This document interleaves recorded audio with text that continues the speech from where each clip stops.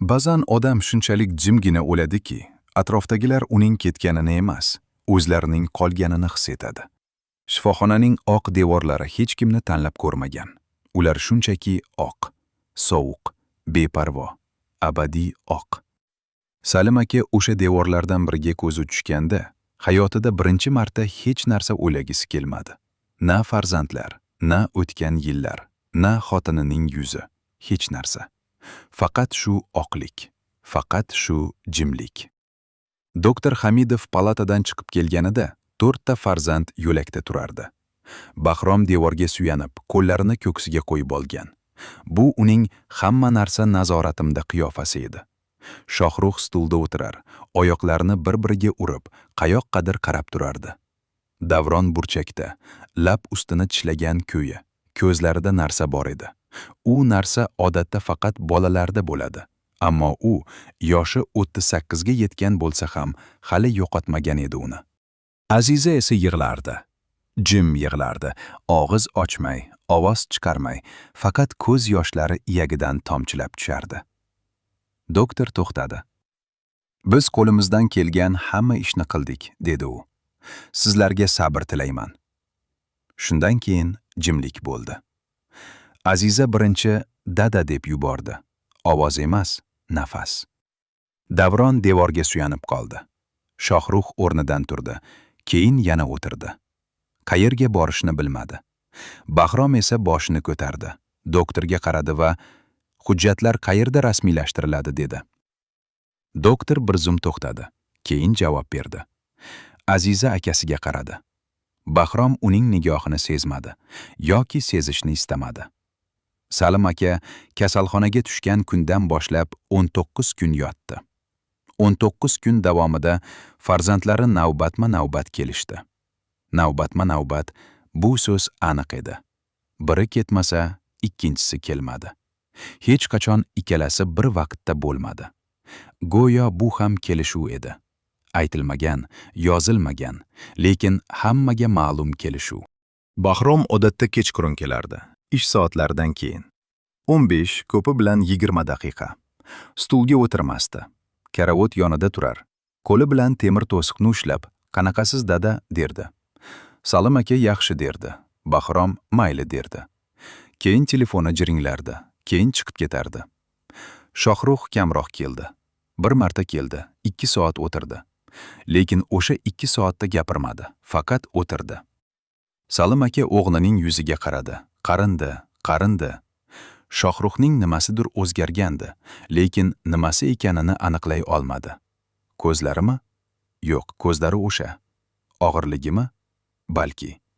Odatda yengil yurardi, endi og'irroq yuradi xolos. Davron ko'proq keldi. Pul ko'tardi. Oz, lekin keltirishni unutmadi. Bir kuni apelsin olib keldi. O'zi artdi, o'zi tiladi. "Mana dada, shirinroq" dedi. Salim aka bir bo'lak oldi, tishladi, chaynamasdan yutdi. "Rahmat bolam" dedi.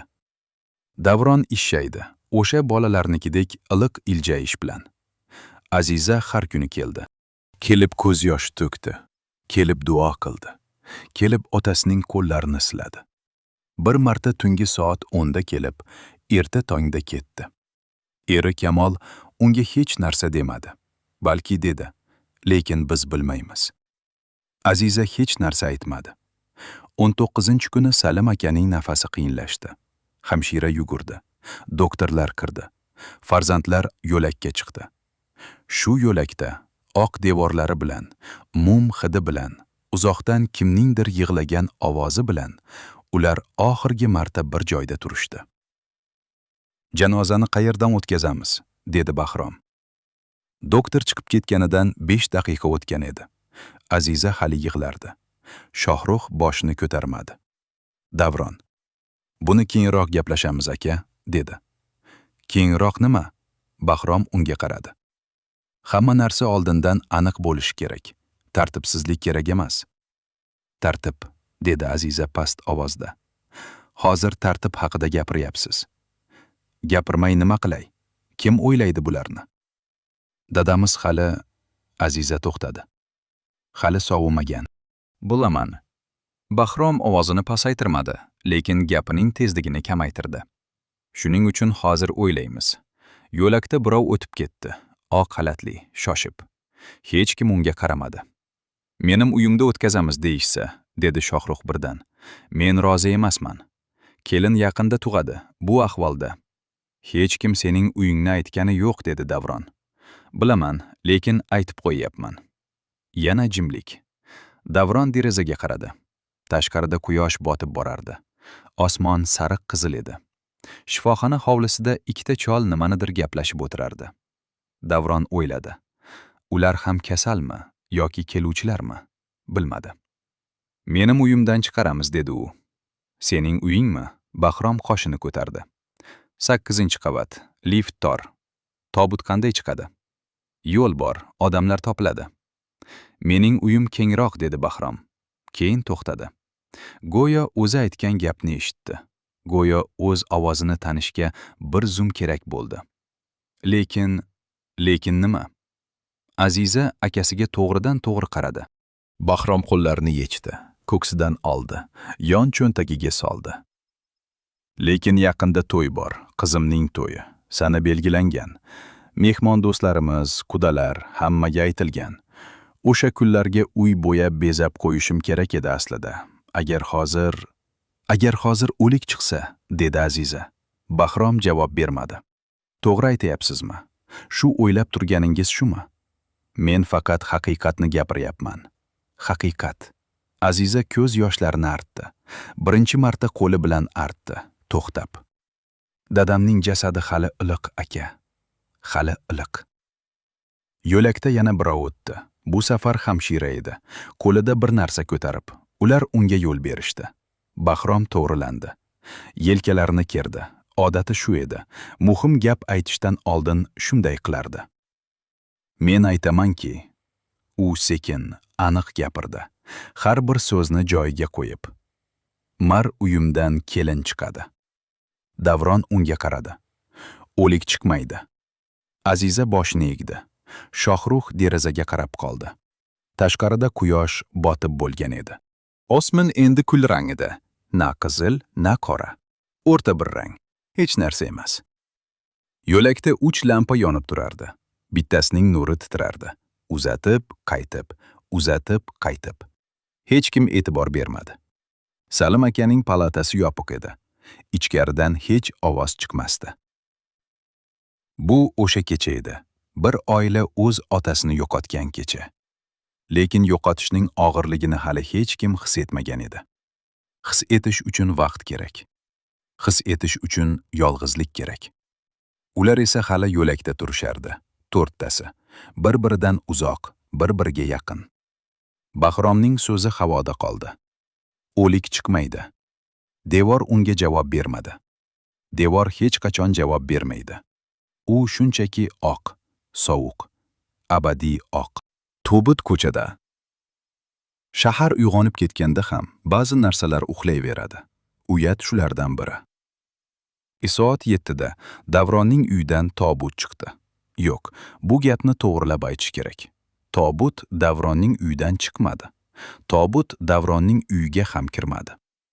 Kecha kechqurun hamma uyga tarqalgandan so'ng Davron va Kamol 2 soat gaplashdi. Shifoxona yo'lagida, fluoresans chiroq ostida, atrofda begona odamlar o'tib ketib turgan paytda. Kamol dedi, uyimizga olib kelamiz. Davron dedi, 8-qavat. Kamol dedi, odamlar topiladi, yo'l bor. Lekin Bahrom o'sha kecha yana bir marta qo'ng'iroq qildi. Tingla, dedi u Davronga. Ovozida na afsus bor edi, na uzr, shunchaki gap. Uyingning ahvolini o'ylab ko'r. Lift, zinapoya, janoza odamlari. Hammasi qiyin. Buning o'rniga... Nimaning o'rniga, aka? Hozircha qo'shni mahallaning masjidi bor. U yerda bir xona bor, maxsus. Shu yerda saqlasa bo'ladi bir kechalik. Keyin ertalab dafn. Davron gapini eshitdi. Keyin, ya'ni uydan chiqmaydi deyapsizmi? Bahrom javob bermadi. Bu ham javob edi. Davron telefonni qo'ydi. Kamolga qaradi. Kamol unga qaradi. Nima dedi? Dedi Kamol. O'zi nima desa, dedi Davron. Biz olib ketamiz. Shu edi. Ko'proq gap bo'lmadi. Davron masjid xonasi degan gapni xotiniga aytmadi. Kamol ham so'ramadi. Ertalab soat 4:30da ikkalasi turdi. Kamol ovqat pishirdi. Ko'p, issiq, jimgina. Davron telefon qildi. Tanish-bilishlarni, mahalla odamlarini, imomni. Soat 7da odamlar kela boshladi. Tobut ko'chaga chiqdi. Ko'cha hali uyg'onmagan edi to'liq. Sentyabr oyining ilk kunlari. Havo salqin, osmon oq kulrang. Daraxtlarning barglarida hali sariqlik yo'q, lekin yashillik ham avvalgiday emas. O'rta holat, o'tish davri. Mahalla odamlari chiqishdi. Kim shlyapasini qo'lida ushlagan, kim ko'zni ishqalab. Ayollar derazalardan qarab turishdi. Bolalar maktabga ketayotgan edi. Biri to'xtab qoldi. Onasi yur dedi. U yurdi, lekin boshini burdi. Tobutni 4 ta kishi ko'tardi. Davron oldinda edi. O'ng yelkasida og'irlik bor edi. U og'irlikni his etdi. U og'irlikdan qochmadi. Aziza eshik oldida turardi. Ko'zlari qizargan, ammo quruq. Bu kecha yig'lagan, endi ko'z yoshi qolmagan ko'zlar. U tobutga qarab qoldi. Tobutga, ichida otasi yotgan, yog'och qutiga qarab, biror narsa deyishga harakat qildi. Lablari qimiridi. Ovoz chiqmadi. Shohrux kelmagandi. Bahrom keldi. Soat 7da emas, soat 8da. Kiyinib keldi, galstuk taqqan. Odamlar unga qaradi. U odamlarga qaradi. Kimdir qo'l berdi. U qo'l oldi. Imomga yaqin borib, past ovozda nimanidir so'radi. Imom javob berdi. Bahrom bosh irg'adi. Mahalla oqsoqoli Toshpo'lat aka, 80 yoshlarda, soqoli oq, ko'zlari hali o'tkir. Bahrom yoniga keldi. Uyingdan chiqmadimi dedi u. Shunchaki so'radi. Ta'na yo'q, hayrat yo'q, faqat savol. Bahrom bir zum to'xtadi. Ahvol shunday edi aka, qiz to'yi. Bilaman dedi Toshpo'lat aka. Keyin yana bir zum qaradi. Yaxshi ota edi, solim. Ha, sizlarni katta qildi. Ha, mayli. Toshpo'lat aka boshqa gapirmadi. Orqasiga o'girildi. Odamlar orasiga kirdi. Bahrom u ketgan tomonga bir zum qarab turdi. Janoza namozi mahalla masjidida o'qildi. Kichkina masjid, eskicha, bo'yog'i ko'chgan, lekin pok. Odamlar sig'madi, tashqarida ham saflandi. Bu yaxshi belgi deyishadi. Ko'p odam kelsa, marhum yaxshi inson bo'lgan. Davron namoz paytida yig'lamadi. Uning ko'zlarida nima borligini aytish qiyin. U yerda bir narsa bor edi, ammo u narsa hali tayyor emasdi. Go'yo biror idish to'lib boradi. Sekin, asta, har tomchida. Va u hali to'lmagan edi. Lekin to'lmoqda edi. Namozdan keyin odamlar birma-bir unga kelib qo'l berdi. Xudoning irodasi. Sabr ber Alloh. Yaxshi odam edi. Dunyodan o'tdi. Sabr toqat. Davron har biriga javob berdi. Rahmat, shukr, xayr. Lekin so'zlar uning ichida emas, atrofida edi. Go'yo boshqa birov gapirayotgandek. Aziza bir marta Davron yoniga kelib to'xtadi. Rahmat, dedi u. Uka. Davron unga qarab qoldi. Aziza boshni ko'tardi. Ko'zlari bilan gapirdi. So'z kerak emas edi. Ovorasi yo'q opa. Bu gap ham to'g'ri chiqmadi, lekin boshqa gap kelmadi. Aziza yana bir narsa demoqchi bo'ldi. Lablari qimirdi. Lekin to'xtadi. Bosh irg'adi. Ketdi. Qabriston qishloqning chetida edi. Shahar bilan qishloq o'rtasidagi o'sha noaniq chegara. U yerda eski tol daraxtlari o'sardi. Kuzda ularning shoxlari osilib turadi, go'yo yelka tushirib. Tobut ko'tarildi. Yana 4 ta kishi. Davron yana oldinda. Yo'l uzun edi. Yoki uzun tuyuldi. Bir joyda Bahrom ham kelib tobutga qo'l tekkizdi. Boshqalar bilan almashib. U qo'l tekkizgan paytda biror narsa dedi. Juda past, faqat o'ziga. Nima degani eshitilmadi. Balki hech narsa demadi. Balki lablari qimirdi xolos. Qabriston darvozasida Toshpo'lat aka yana to'xtadi. O'g'illari, dedi u atrofdagilarga. 2 o'g'il va 1 kuyov. Yaxshi odam qoladi. Bolalari ham yaxshi bo'ladi. Hech kim javob bermadi. Bu gapga javob kerak emas edi. Qabr qazilgan edi. Kechasi qazilgan. Qorong'ida chirog'u belkurak bilan. Davron pul to'lagan edi bunga ham. Tobut tushirildi. Imom duo o'qidi. Odamlar omin dedi. Tuproq tushdi. Birinchi ovoz og'ir edi. Ikkinchisi sal yumshoqroq. Keyin asta-sekin tovush yo'qoldi. Aziza yig'ladi. Bu safar ovoz chiqarib. Yonidagi ayol uni qo'lidan ushlab turdi. Aziza ushlatdi, lekin o'zi turdi. Tiz cho'kmadi, yiqilmadi. Faqat yig'ladi. Bahrom qabr yonida turdi. Yuziga qarasangiz to'g'ri turardi. Ko'zlariga qarasangiz, u yerda biror narsa sinayotgandek edi. Ammo u o'zini ushlab turdi, odatdagiday. Shohrux esa oxirida keldi. Pochta mashinasi bilan, qorong'iga yaqin. Kelib hamma ketgandan so'ng, yolg'iz qabr yonida o'tirdi. U yerda nima qilganini hech kim ko'rmadi. Davron uyiga qaytganda kechqurun edi. Kamol eshikni ochdi. Unga qaradi. Bir zum, ikki zum. Och emassizmi? Dedi. Davron ichkariga kirdi. Eshikni yopdi. Oyoq kiyimlarini yechdi. Oshxonaga o'tdi. Stulga o'tirdi. Och emas, dedi. Keyin, yo'q, och. Kamol ovqat qo'ydi. Davron edi. Ko'zlarini stolga tikib, sekin, so'zsiz. Uxlayimmi? Dedi Kamol bir payt. Ha, uxla. Men ham hozir. Kamol turdi. Eshikka bordi. To'xtadi. Dadasi. Ha? Yaxshi qildingiz bugun. Hamma narsa. Davron boshini ko'tarmadi. Mayli, uxla, dedi u. Ovozda hech narsa yo'q edi. Na g'urur, na afsus. Faqat charchoq. Sog'lom, halol charchoq. Kamol ketdi. Davron stol ustidagi non bo'lagini qo'liga oldi. Ushlab turdi. Qo'ydi. Tashqarida shamol edi. Deraza titradi. But ko'chada qolmadi bu safar. Lekin ba'zi narsalar ko'chada qoldi.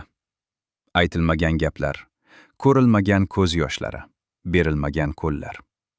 Ular ko'chada qoldi va ko'cha ularni saqlab qoldi. Sovuq, beparvo, abadiy. Motam ziyofati. Azada ovqat pishirish bu mehr emas, bu vazifa. Lekin ayollar orasida bu ikki so'z orasidagi chegara bilinmas va shuning uchun eng og'ir urushlar shu yerda bo'ladi. Aza uyi. Bu mahallada Kamolning uyi bo'ldi. Sababi oddiy edi. Bahrom kelmadi. Shohrux xotini kasal dedi. Aziza erining uyida, lekin kelin u yerda o'z boshlig'i emas. Kamol buni aytilmasdan qabul qildi. Ertalab soat 4 ta turdi. Non yopdi, osh qo'ydi, choy damladi. Ko'zi ostida halqa bor edi. Uxlamagan ko'zlar shunday bo'ladi.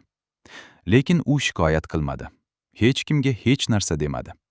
Azaning 3-kuni qarindoshlar to'plandi. Ayollar oshxonada, erkaklar tashqarida, ko'chada, atrofda. Bu tartib o'zgarmas tartib edi. Bahromning xotini Ziyoda ham keldi. U keldi, kiyimi zo'r, atri bor, sochi tarangan. Eshikdan kirib Kamolga qaradi. Kamol unga qaradi. Assalomu alaykum, dedi Ziyoda. Va alaykum assalom, dedi Kamol. Keling. Ziyoda kirdi. Atrofga, oshxonaga, idish-tovoqlarga, devorga ko'z yugurtirdi. Bu baholash qarashi edi. Lekin u buni bilmasdi yoki bilsa ham aytmasdi. Ko'p odammi? Dedi u. 30 dan ortiq, dedi Kamol. Ziyoda qo'ltig'idan sumkasini oldi. Men bir narsa olib kelgandim. Mana. U plastik idish uzatdi. Kamol oldi. Og'ir edi. Nima bu? Dolma. Ziyoda yelkasini qimirlatdi. Kechagi, lekin mazali. Kamol idishni stolga qo'ydi. Rahmat. O'zi men ko'p ovqat pishira olmayman, bilasiz. Ziyoda stulga o'tirdi. O'zi o'tirdi, taklif kutmadi. Salonga yozdirib qo'yganman. Salonga bormasam bo'lmaydi. Tushunarli. Kamol qaytib oshga qaradi. Ziyoda atrofga yana bir bor ko'z yugurtirdi. O'zi siz bir o'zingiz hammasini qilyapsizmi? Yo'q, dedi Kamol. Qo'shnilar yordam qilyapti. Qo'shnilar. Ziyoda bu so'zni biroz cho'zdi. Go'yo unda biror narsa topayotgandek. Yaxshi ekan. Oshxonaga yana ikkita ayol kirdi. Qo'shnilar. Salomlashdi. Ish boshlandi. Tushdan keyin kelgach, Aziza ham oshxonaga kirdi. Kamol uni ko'rib stul tortdi. O'tiring, opa. Yo'q, men yordamlashaman, dedi Aziza. Ovorasi yo'q. Yo'q, men... Aziza to'xtadi. Atrofga qaradi. Qo'shnilar, Ziyoda, u hali o'tirardi. Idish tovoqlar, bo'q, ovqat hidi. Bu hid uni biror yoqqa olib ketdi. Ko'pga, juda ko'pga. Otasining uyiga, u uyga, eski uyga, o'sha oshxonaga. Onasi non yopardi. Aziza yonida turardi. Kichkina edi hali. U ko'zlarini qisdi. Opa, dedi Kamol past ovozda. Yig'lang. Yig'lash kerak. Yig'lagan emasman, dedi Aziza. Faqat bilaman. Aziza stulga o'tirdi. Ziyoda ularga qarab, so'ng qarab o'tirganiga o'zi uyalib, qo'liga bir narsa oldi. Payola. Shunchaki ushlab turdi. Tushlik paytida erkaklar oshxonaga kirishdi. Ovqatni o'zlari olib chiqishdi. Bu ham tartib edi. Bahromning tanishi, birisi, o'tib ketayotib Kamolga dedi. Yaxshi osh bo'libdi, kelin. Rahmat, dedi Kamol. Ziyoda bu so'zni eshitdi. Nimanidir aytmoqchi bo'ldi, lekin to'xtadi. Dolmasini ular emaydimi deb o'yladi. Idishga qaradi. Idish ochilmagan edi. U turdi. Kamolga yaqin keldi, past gapirdi. Dolmamni ochmadingizmi? Kamol burildi. Idishga qaradi. Voy, uzr, esimdan chiqqan edi. Hozir. Yo'q, dedi Ziyoda. Ular ovqat yedi allaqachon. Keyin olarsiz. Xo'p, dedi Kamol. Ziyoda yana o'tirdi. U nima his etayotganini o'zi ham bilmadi. Ranjish emas, lekin unga o'xshash narsa. Shunchaki o'sha kuchuk narsa, kichkina, ahamiyatsiz, lekin sezilgan narsa. Kechqurun odamlar sekin tarqa boshladi. Azizaning qaynotasi, Kamolning otasi, Abdulaziz aka ham o'tirgan edi burchakda. Jim. Keksa, ozg'in, ko'zlari chuqur. U ko'p gapirmasdi, lekin gapirganda hamma tinglardi. Aziza ketayotganda u o'rnidan turdi. Qizim. Aziza to'xtadi. Voy dadajon, o'tiravering. U keldi. Qo'lini ushlab o'tkazdi. Nega turdingiz? Sen ketayotibsan-ku. Abdulaziz aka unga qaradi. To'g'ridan to'g'ri, chuqur. Xafa bo'lib ketma. Aziza kuldi. Achinish bilan aralashgan kulgi. Xafa emas, dadajon. Ko'rdim bugun, dedi u. Hammani ko'rdim. U to'xtadi. Akalaringdan eshitganlarni eshitdim. Ko'rganlarni ko'rdim. Aziza jim qoldi. Sen siqilma. Abdulaziz aka uning qo'lini qisdi. Keksa qo'l, temir emas, lekin mustahkam. Mana men borman. Kamol bor. Davron bor. Bilaman, dadajon. Yo'q, dedi u. Sen bilasandek bilib, lekin his etmayapsan. Men his etib aytayapman. Eshityapsanmi? Aziza unga qaradi. Men ham otangman, dedi Abdulaziz aka. Menga shunday bil. Azizaning ko'zlarida bir narsa to'ldi, lekin u ushlab turdi. Ushlab turib, faqat bosh irg'adi. Rahmat, dadajon. Rahmatmas. U qo'lini qo'yib yubordi. Haqiqat. Kech tunda hamma ketgandan keyin Kamol idish yuvdi. Davron yonida turdi. Artdi. Charchading, dedi Davron. Bilasizmi endi, dedi Kamol. Ovozi jongina edi. Na shikoyat, na talab. Ziyoda opa. Davron to'xtadi. Qo'ying. Kamol qo'lini to'xtatmadi. Artayotgan idishni artdi. Qo'ydi. Keyingisini oldi. U ham o'z ahvolida. Bahrom akaning u ham qiynalyapti. Davron javob bermadi. Do'lmasi yaxshi edi aslida, dedi Kamol birdan.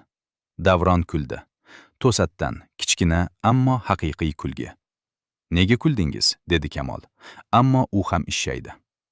Bilmadim. Davron idish artishda davom etdi. Shunchaki.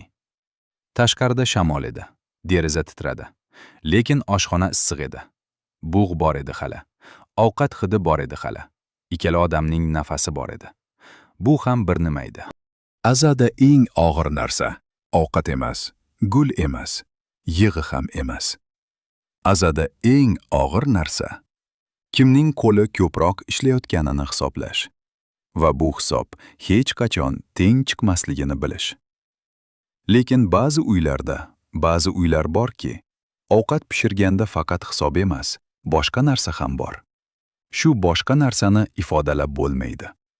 Kamolning oshxonasida o'sha kecha shu narsa bor edi. O'taydi birorida eng yolg'iz kishi ko'pincha, ko'p odamlar orasida o'tirgan kishi. Salim aka Bahromnikiga bormadi. Bu uning qarori emas edi. Bu holat shunday shakllandi. Bahrom aytmadi. Shohruh aytmadi. Aziza aytolmadi. Davron aytdi. Shuning uchun Salim aka oxirgi oylarida Davronnikida yashadi. Xonasi kichkina edi. Bitta karavot, bitta stol, derazadan ko'rinib turadigan ko'cha.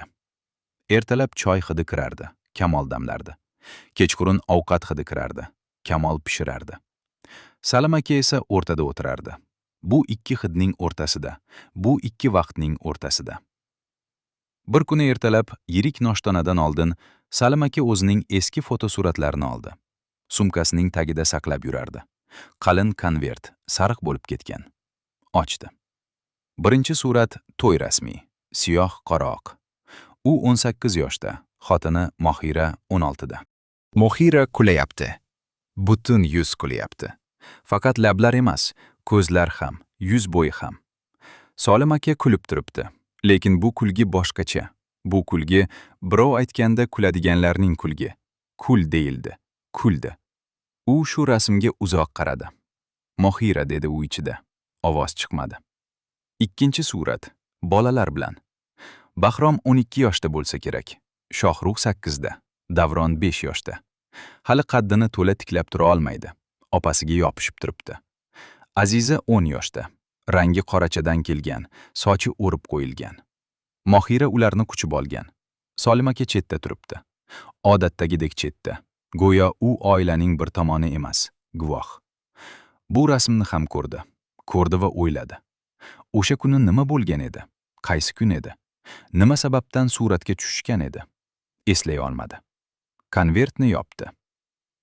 U safar 7 yil avval Mohira kasalxonada yotganda Salim aka har kuni borardi. Avtobusda borardi. Avtobus 6 marta to'xtardi. 6 marta eshik ochilib yopilardi. Salim aka har safar sanalardi. 5, 4, 3. Shifoxonaga yaqinlashganda avtobus sekinlashar. U o'rindiqning chetiga siljib o'tirardi.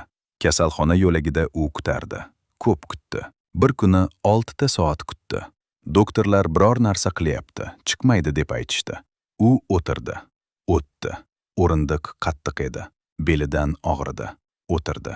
Mohira o'sha kuni chiqib keldi. Yuzida narsa yo'q edi. Na og'riq, na shikoyat, faqat charchoq. Lekin ko'zlari hali o'sha ko'zlar edi. To'y rasmidagi o'sha ko'zlar. Ko'p kutdingizmi? Dedi u. Yo'q, dedi Salim aka. Yolg'on gapirmang. Sal. Mohira uning qo'lini ushlab oldi. Ketaylik, uyga ketaylik. Ular ketdi. Avtobus 5 marta to'xtadi endi. Salim aka sanalardi. 5, 4. Lekin shu gal boshqacha. Chunki yonida odam bor edi. Yonida odam bo'lganda sanoq boshqacha bo'ladi. Mohira 2 yildan keyin ketdi. Salim aka o'sha kuni 4 ta soat kutdi. Bu safar kasalxonada emas, uyda. Hech kim aytmadi, lekin u bildi. Bildi va kutdi. 4 ta soat. Keyin kirib ko'rdi. Hozir esa Davronning uyida, kichkina xonada, Salim aka yana o'sha hissiyotga qaytdi. Yolg'iz. Bu uning hissiyoti edi, uning tili edi. U doim yolg'iz edi, hatto odamlar orasida ham. Lekin Mohira borida u yolg'izligini his etmasdi. U bor edi. Bu yetardi. O'sha kuni kechqurun Kamol oshxonada edi. Davron yo'q, ishga ketgan. Bolalar maktabda. Salim aka oshxonaga kirdi. Kamol unga qaradi. Dadajon, kiring, o'tiring.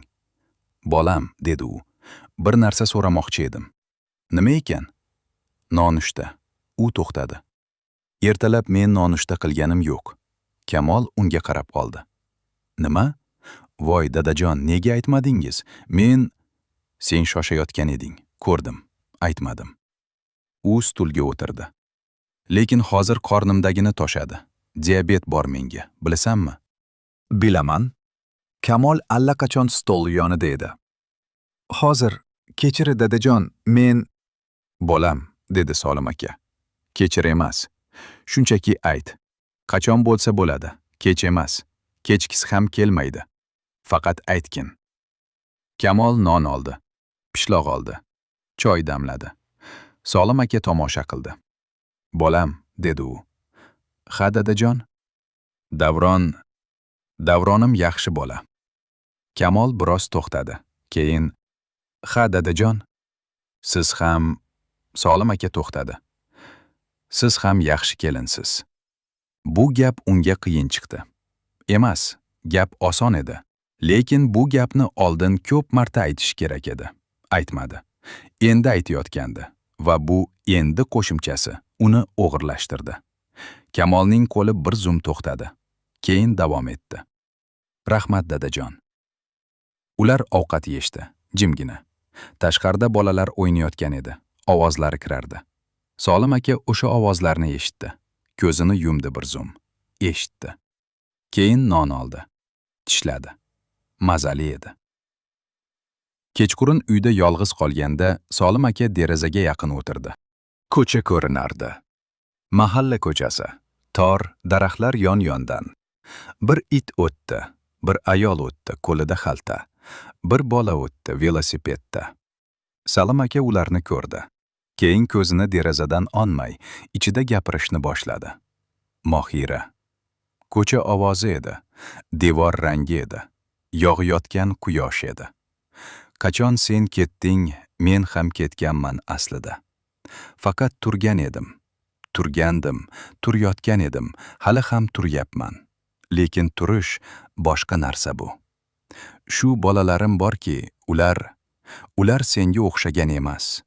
Sen ularni tarbiyalaganingda men yonida turganim yetmagan, yo'qmi? Bilmadim. Lekin hozir o'ylayman. Ko'chada it yana o'tdi. O'sha it yoki boshqa it. Salim aka ko'zini yumdi. Onasi, u dedi. Ovoz chiqmadi, lablar qimiridi. Meni olib ketganing ma'qul edi. Nega meni o'zing bilan olib ketmading? Derazadan shamol kirdi. Choy sovib ketgan edi. Ota hech kimni ayblamasdi. Bu uning xatosi ham edi, fazilati ham. Farzandlar o'z harakatlarini, yaxshisini ham, yomonini ham otaning sukunatida ko'rishdi. Va sukunatni o'zlariga qulay ma'noda o'qishdi. Ammo sukunat hech qachon rozi bo'lish emas. Ba'zan sukunat faqat charchashdir. Salim aka charchagan edi. Uzoq vaqtdan beri. Bahromning siri. Ba'zi sirlar uy ichida yashaydi. Devorlar biladi, pardalar biladi. Faqat uy egalasi bilmaslikka harakat qiladi. Bahrom o'sha kuni ishdan kech qaytdi. Kech soat 11 da. Eshikni ohista ochdi. Oyoq kiyimini sekin yechdi. Uyda chiroq o'chiq edi. Faqat yo'lakda bitta kichkina chiroq yonib turardi. Ziyoda doim shu chiroqni qoldirardi. Bu odat edi. Yillardan beri shunday. U oshxonaga kirdi. Stolda ovqat yopib qo'yilgan. Ziyoda qoldirgan. Bu ham odat edi. Bahrom o'tirmadi. Muzlatgichni ochdi. Suv oldi, ichdi. Yana ochdi. Bir narsa qidirdi, topolmadi. Yopdi. Xonaga o'tdi. Ziyoda uxlab yotardi. Yoki uxlayotganga o'xshayotgan edi. Bahrom bilmasdi. Uxlayotganmi, yo'qmi? U hech qachon bilmasdi. Bu ham o'sha yillardan beri shunday edi. U kiyimini almashtirib yoniga yotdi. 1 daqiqa o'tdi.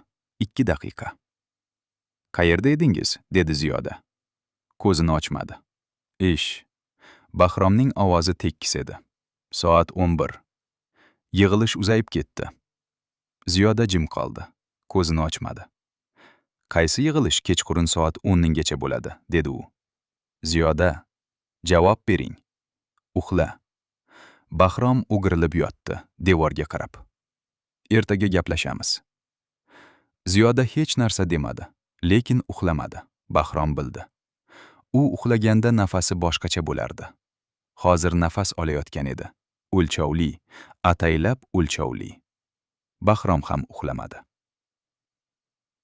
2 hafta oldin biror narsa bo'ldi. Ziyoda Bahromning telefoni jiringlayotganda ko'rdi. Ekranda ism yo'q edi, raqam bor edi, faqat raqam. Bahrom shoshib oldi telefonni, xonaga kirdi, eshikni yopdi. Ziyoda eshik yonida turdi. Eshitmadi, tovush o'tmadi. Lekin u eshitishga harakat qilmadi ham. U faqat turdi. Keyin Bahrom chiqdi. Ziyodani ko'rib bir zum to'xtadi. Kim edi? Dedi Ziyoda. Ish, hamkor. Isming nima hamkoringizning? Nima degani bu? Ekranda ism yo'q edi. Bahrom unga qaradi. Tekis, sovuq. Lekin bir narsa bor edi ko'zlarida. Bir narsa qimirladi. Raqamini saqlamagan edi. Yangi hamkor. Tushundim. Ziyoda xonadan chiqdi. O'sha kuni boshqa gap bo'lmadi. Lekin 2 kun keyin Ziyoda telefon operatoriga qo'ng'iroq qildi. Bahromning hisob detallari. Bu ham uning ismida edi. U buni bilardi. Raqamlar keldi. U qaradi. U yerda bir raqam bor edi. Oyda 10lab marta chaqirilgan. Ba'zan kechalari, ba'zan tushda. Ziyoda o'sha raqamga o'zi qo'ng'iroq qildi. Ayon ovozi javob berdi. Ziyoda hech narsa demadi. Qo'yib yubordi. Keyin uy masalasi bo'ldi. Bahrom 3 oy oldin bir tanishiga Sobir degan uyini garovga qo'ygan edi. Bahrom bu haqda Ziyodaga aytmagan edi.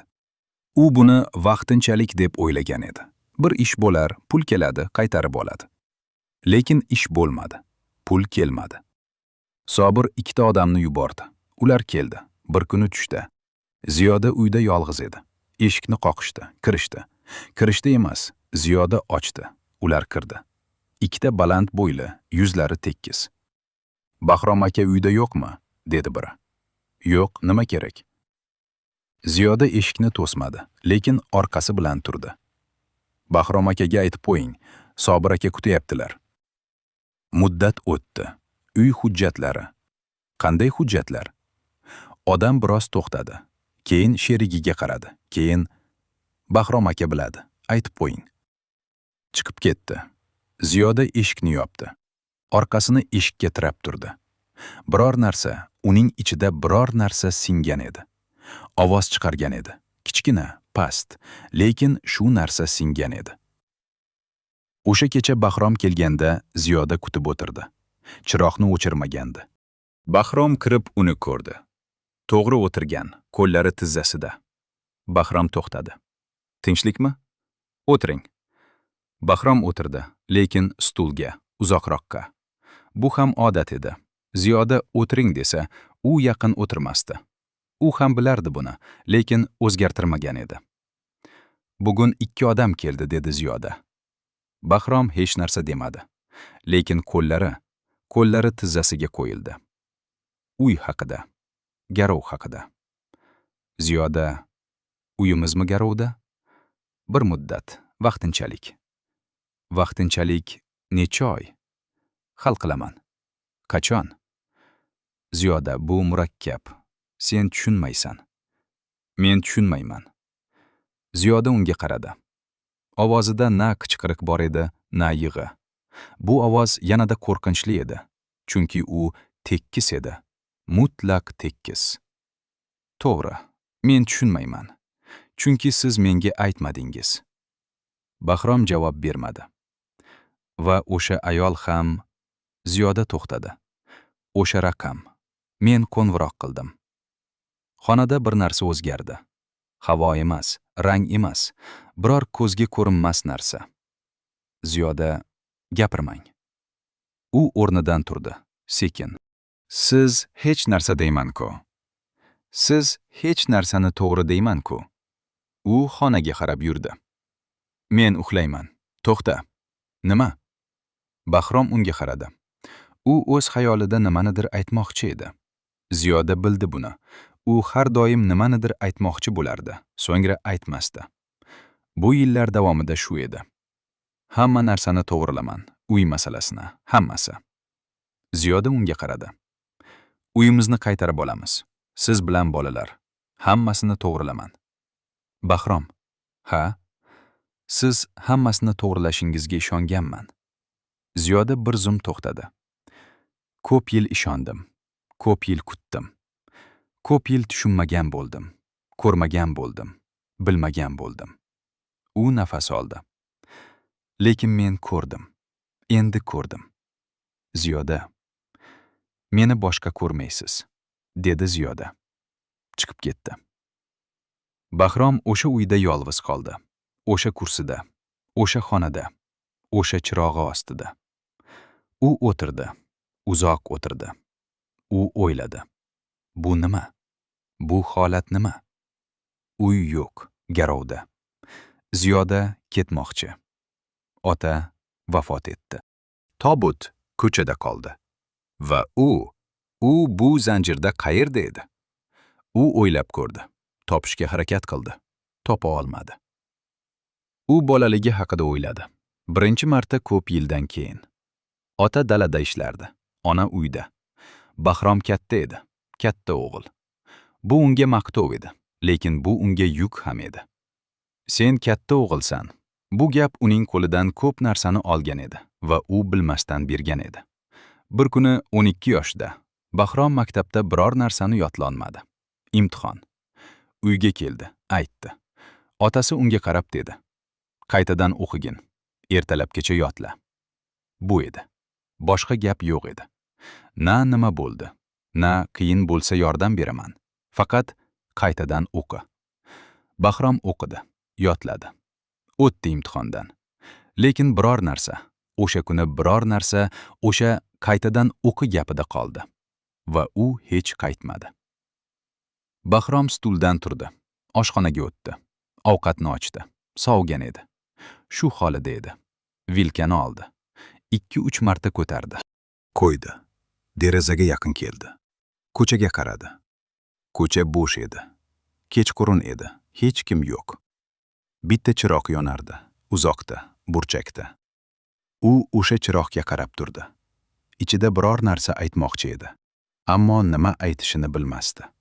Na uzr, na tushuntirish, na da'vo. Faqat biror narsa. Biror narsa bor edi u yerda, uning ichining biror burchagida. Lekin u burchakni topib bo'lmasdi. U faqat bildi. Bu burchakka uzoqdan qaralgan, ko'p yil davomida va endi unga borish qiyin edi. Yo'l o'sib ketgan edi. Qalin, to'siq. Derazadan uzoqlashdi. Karavotga yotdi. Uxlamadi. Bahrom yaxshi odam emas edi. Yomon odam ham emas edi. U shunchaki o'z burchagini topib bo'lmay qolgan odam edi. Va bu eng og'ir ahvol. Chunki yaxshi va yomon odam o'z o'rnini biladi. Bahromning o'rni yo'q edi. U buni hali bilmasdi. Lekin bilish yaqin edi. Umra sovg'asi. Ba'zi sovg'alar pul bilan o'lchanmaydi. Lekin ba'zi sovg'alar uchun pul kerak. Va o'sha pulni topish ham, berish ham sevgi. Davron o'sha kechani oldindan rejalashtirmagan edi. U shunchaki o'ylardi. Ko'p o'ylardi. Yotganda, yurganda, ishda. Otasi haqida o'ylardi. Otasining qanday yashayotgani haqida. Otasining ko'zlarida ko'rgan narsalar haqida. U ko'zlarda biror narsa bor edi. Biror so'ralayotgan narsa. Lekin ota so'ramasdi. Bir kuni do'konga ketayotganda, oddiy yomon do'kon, mahalla burchagidagi, u to'xtab qoldi. Sababi oddiy edi. Derazada reklama bor edi. Yashil rang, arabcha yozuv, rasmda Makka ko'rinardi. Davron o'sha rasmga qaradi. Keyin ichkariga kirdi. Uyga qaytib Kamolga aytdi. Men bir narsani qilmoqchiman. Kamol piyoz to'g'ridi. Boshini ko'tarmadi. Nima? Otamni umraga yubormoqchiman. Kamol qo'lini to'xtatdi. Nima dedingiz? Umraga, ziyorat qilsin. Davron o'tirdi. Ko'pdan beri orzu qilgan, bilaman. Hech qachon aytmagan, lekin bilaman. Kamol unga qaradi. Uning yuzida bir narsa bor edi. Bu ajablanish emas edi. Bu boshqa narsa edi. Pul? Mashinani sotaman. Dadasi. Kamol. Davron uning ko'ziga qaradi. Men bir umr shu mashinada yurdim. Lekin mashinasiz ham yurish mumkin. Otasiz yo'q. Kamol jim qoldi. Akamni ham birga yuboraman, dedi Davron. Bahromni. Ikkalasi birga borsin. Dadamning yonida katta o'g'li bo'lsin. Bahrom aka rozi bo'ladimi? Bilmadim. Davron qo'llarini stolga qo'ydi. Lekin so'rayman. Ertasi kuni Davron akasini chaqirdi. Bahrom keldi. Kechqurun, ish kiyimida. Kirdi, o'tirdi, choy ichdi. Ular gaplashdi. Oddiy gaplar, kundalik gaplar. Keyin Davron dedi. Aka, bir narsani aytmoqchiman. Nima gap? Dadamni umraga yuborsak deb o'yladim. Bahrom piyolani qo'ydi. Umraga? Ha, ikkalangiz birga boring. Sen bilan dada. Davron to'g'ridan to'g'ri qaradi. Chiptasini men olaman. Bahrom unga qarab qoldi. Uzoq qarab qoldi. Shuncha uzoq qaradiki, Davron nima o'ylayotganini bilolmadi. Sen... Bahrom boshlab to'xtadi. Mashinamni sotaman, shu pulga. Mashinangni? Ha. Davron. Aka, yo'q dema. Davron bu gapni sekin aytdi. Talabsiz, shunchaki aytdi. Menga shu kerak. Dadamga shu kerak. Boshqa narsa emas. Bahrom stulga yaslandi. Uning yuzida biror narsa o'zgarayotgan edi. Ko'zga ko'rinmasa ham bilinardi. Pulini o'zing berishing shart emas. Shart. Davron boshini qimirlatmadi. Meniki bo'lsin. Siz faqat boring. Bahrom uzoq jim qoldi. Keyin mayli. Bu so'z, bu bitta so'z, bunchalar og'ir bo'lmagan edi hech qachon. Ular borib otaga aytishdi, ikkalasi birga. Bu kamdan kam bo'lardi. Ikkalasi birga bir joyda. Solim aka o'zining kichkina xonasida o'tirgan edi. Ular kirishdi. Davron oldinda.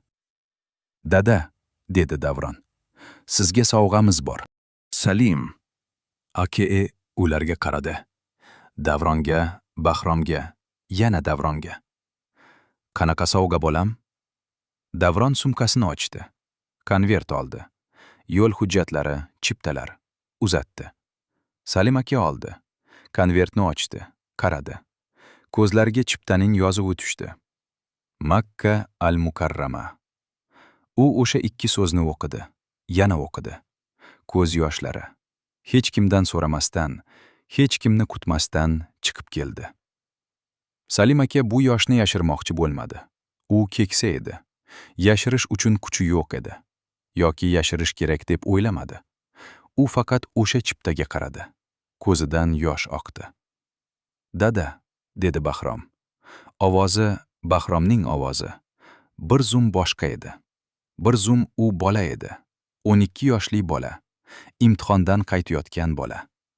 Salim aka boshini ko'tardi. Bahromga qaradi. Bahrom uning nigohini ko'tara olmadi. Boshini egdi. Borasizmi? Dedi Davron. Boraman bolam. Salim akaning ovozi titrayotgan edi. Boraman. Davron o'rnidan turdi, yaqin keldi. Otasining yelkasini quchdi. Quchoq emas, shunchaki qo'lini qo'ydi yelkasiga. Bu ham yetardi. Dadajon, dedi u. Shu yaxshiligingni qanday qilib unutay bolam, dedi Solim aka.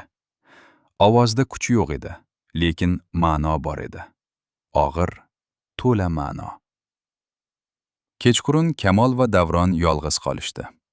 Bahrom aka nima dedi? Dedi Kamol. Mayli dedi. Xolos? Xolos. Kamol o'yladi. Lekin boradi-ku. Boradi. Davron choyni ichdi. U ham dadamning o'g'li. Ichida bor, faqat chiqara olmaydi. Kamol derazaga qaradi. Mashina, dedi u. Ertadan ishga qanday borasiz? Avtobus bor. Avtobus 6 to'xtash. Bilaman. Davron ishshaydi. Men o'sha to'xtashlarda o'ylayman. Yaxshi narsalar haqida. Kamol unga qaradi. Keyin u ham ishshaydi. Kichkina, ammo haqiqiy. Siz g'alati odamsiz, dadasi. Ha. Davron piyolani qo'ydi. Lekin yaxshi g'alatilikmi? Yaxshi g'alatilik. O'sha kechasi Salim aka uxlayotganida Davron bildi, chunki eshitdi. Nafas tekis edi. U xonaning eshigi yonida bir zum turdi. Eshikka qaradi. Ichkaridan hech ovoz yo'q edi. Faqat nafas. Bir keksa odamning nafasi. Sekin, muntazam, tinch. Davron o'yladi. Bu nafasni yana necha yil eshitaman?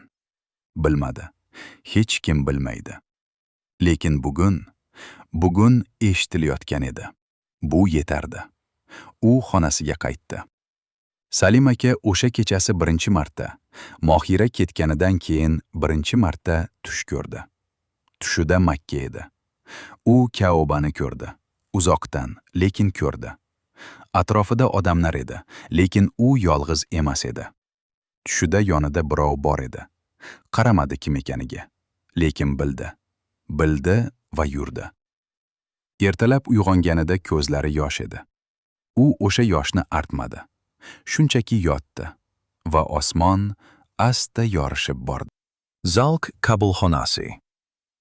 Kichik odam katta eshikni qoqqanda bu jasurlik. Lekin bu jasurlikni hech kim kutib turmaydi. Uni o'zi olib kelishi kerak. Davron va Sobir.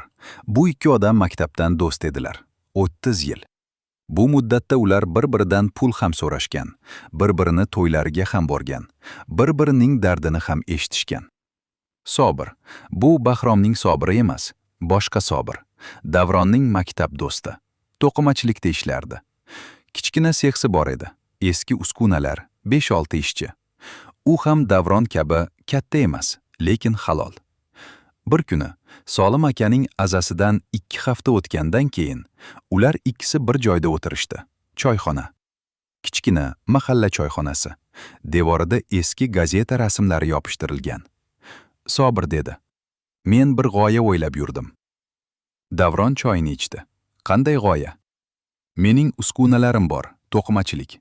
Sening esa sen nima bilasan?" "Ko'p narsa bilaman", dedi Davron. "Birortasini ham to'liq bilmayman." Sobir kuldi. "Men senga jiddiy gapiryapman." "Men ham jiddiy." Davron piyolani qo'ydi. "Menga ayt. Sen savdo bilasan, men ishlab chiqarishni bilaman. Ikkimiz birga kichkina korxona ochsak." Sobir to'xtadi.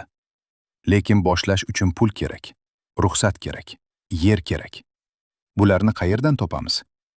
"Xalq qabulxonasi bor." Davron unga qarab qoldi. "Xalq qabulxonasiga borganimda nima bo'ladi?" "Bilmadim." Sobir rostini aytdi. "Lekin bormagan odam bilmaydi." Ular ertasi kuni borishdi. Xalq qabulxonasi bu bino Davron ko'rgan binolardan boshqacha edi. Na dabdabali, na qo'rqinchli. Oddiy bino, eshigi ochiq. Ichkarida odamlar, navbatda o'tirgan odamlar, har xil. Keksa ayol, yosh yigit, o'rta yoshli erkak, bir bola bilan kelgan ona. Davron navbatga o'tirdi. Sobir yonida. Kutishdi. Biror narsa haqida gaplashishdi. Uy haqida, bolalar haqida, havo haqida. Keyin jim bo'lishdi. Jim o'tirish ham gaplashishning bir turi. Navbat keldi. Ular kirishdi. Kichkina xona, stol ortida o'rta yoshli erkak, ko'zoynak takkan, yuzida na do'stona, na dushmanona ifoda. Faqat ish ifodasi. "Nima muammoingiz?" dedi u. Davron gapirdi. Sobir gapirdi. Ular o'z loyihalarini tushuntirdi. To'qimachilik, kichkina korxona, 20 kishi uchun ish o'rni. Mahallada ishsizlik ko'p. Biz qila olamiz, faqat xodim yozdi. Hujjat so'radi. Ular berdi. Oldindan tayyorlagan edi. Xodim o'qidi. Sahifalarni aylantirdi. Yana o'qidi. "Loyihangiz texnik jihatdan to'g'ri", dedi u. "Lekin biz bir narsani tekshirishimiz kerak." "Nima?" dedi Davron. "Hududiy masala. Yer. Kim qarashli? Qanday ajratiladi?" U hujjatni yopdi. "Tegishli idoralarga yuboramiz, nazoratga olamiz." "Qancha vaqt?" dedi Sobir. 2-3 hafta, balki 1 oy. Davron bosh irg'adi. U 1 oy deganda biror narsa his etdi. Bu sabrsizlik emas edi. Bu narsa sabrsizlikdan og'irroq edi. Lekin u buni yuziga chiqarmadi. "Xo'p", dedi. Ular chiqa boshlashdi. Eshik yonida xodim ularni to'xtatdi. "Bir narsa." Ular o'girilib qarashdi. "20 kishilik ish o'rni deb yozibsiz." Xodim ularga qaradi. "Bu kichik raqam emas. Mahalla uchun." "Bilaman", dedi Davron. "Yaxshi niyat." Xodim hujjatga qaytdi. "Xabar beramiz." Tashqarida Sobir dedi. "Nima deysiz?"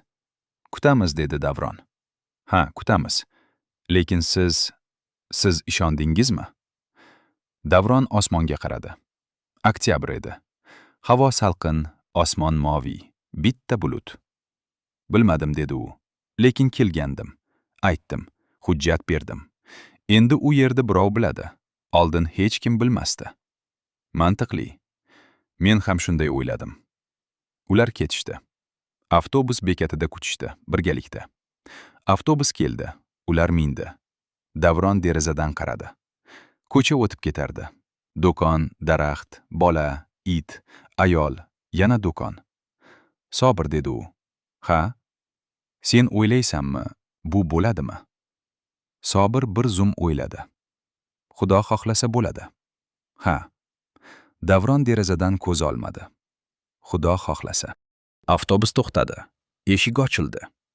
Bir odam tushdi, ikkitasi mindi. Davron o'yladi. Hayot ham shunday. Bir kishi tushadi, ikki kishi minadi. Hisob hech qachon teng emas. Lekin avtobus yuraveradi. O'sha kecha Davron uyga qaytib Kamolga aytdi. "Xushxabar bilan aloqaga chiqishadi deyishdi." Kamol dedi. "Allohim ishingizni o'ngidan bersin." Davron dedi. "Xudo xohlasa." Ular yana ovqat yeyishdi, yana idish yuvishdi, yana uxlashdi. Lekin o'sha kecha ikkalasining ham ko'nglida biror narsa bor edi. Kichkina, yashirin, lekin issiq narsa. Umid ham shunday bo'ladi. Katta emas, qichqirmaydi. Faqat yonadi, sekin, lekin o'chmaydi. Ko'cha ovozi. Ota-ona qabri bu dunyo va narigi dunyo o'rtasidagi bitta eshik. U eshikni farzandlari ochib turadi. Ular kelmasa, eshik yopiq qoladi. Aziza har yili 2 marta borardi. Onasi o'tgan kunda va otasi o'tgan kunda. Bu odat emas edi. Bu ehtiyoj edi. U bormasa, biror narsa uning ichida qolib ketardi. To'liq nafas ololmasdi. Go'yo biror narsa ko'kragida turar, faqat qabr yonida o'tirsa, ketardi.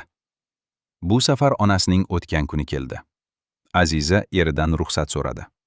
Kamol, Azizaning eri, uyda o'tiruvchi odam, gaplashganda televizordan ko'z olmaydiganlar, dedi. "O'sha qabrni ziyorat qilib nima qilasiz har yili? Uyda duo qilavering." Aziza javob bermadi. "Ertalabdan kechgacha yo'q bo'lasiz. Bolalar maktabda", dedi Aziza. "Men soat 3da qaytaman. Yo'l narxi o'zimda bor." Kamol yana gapirmoqchi bo'ldi. Azizaning yuziga qaradi. To'xtadi. Keyin, "Xo'p." Aziza ketdi. Yolg'iz. Avtobus. Keyin piyoda. Qabriston darvozasigacha 20 daqiqa yurish. Qabriston. Bu shahar chetida edi, ammo shahardan alohida edi. Bu yerda vaqt boshqacha borardi. Shamol boshqacha edi. Hatto ovoz ham shaharning taroq-turug'i bu yerga kirmasdi yoki kirmaydi deb his etilardi. Aziza onasining qabrini topdi. Bilardi. Ko'zlari yumuq topsa ham topardi. O'tirdi. Tosh sovuq edi. Oktyabr. Havo salqin. Aziza qo'llarini tizzasiga qo'ydi. Qabrga qaradi. "O'y", dedi u. Bu so'z edi xolos. Ortidan so'z kelmadi. U gapirmoqchi edi. Ko'p narsani aytmoqchi edi. Lekin o'y degan zahoti biror narsa bo'shliqqa to'kildi. Go'yo to'lib turgan idish biroz og'aydi va biror narsa chiqdi. Aziza ko'zlarini yumdi. Yoshligida, u 10 yoshida, onasi 15 yil avval. Ular birga bozorga borishardi. Onasi savdo qilmasdi, shunchaki yurishardi. Bir do'kon, ikkinchi do'kon, onasi nimanidir ko'rardi, qo'liga olardi, qo'yardi. Aziza yonida yurardi. Bir safar Aziza biror narsani so'radi. O'yinchoqmi, shirin narsami, hozir eslay olmaydi. Onasi dedi, pul yo'q. Aziza dedi, nega? Onasi dedi, chunki yo'q. Aziza yig'ladi. Onasi egildi, uning boshiga qaradi. Yig'lama dedi. Keyin olamiz. Qachon? Keyin. Onasi turdi. Yur. Ular ketishdi. Keyin hech qachon kelmasdi. Bu Aziza bilardi. Lekin keyin so'zi o'sha kuni unga yetardi.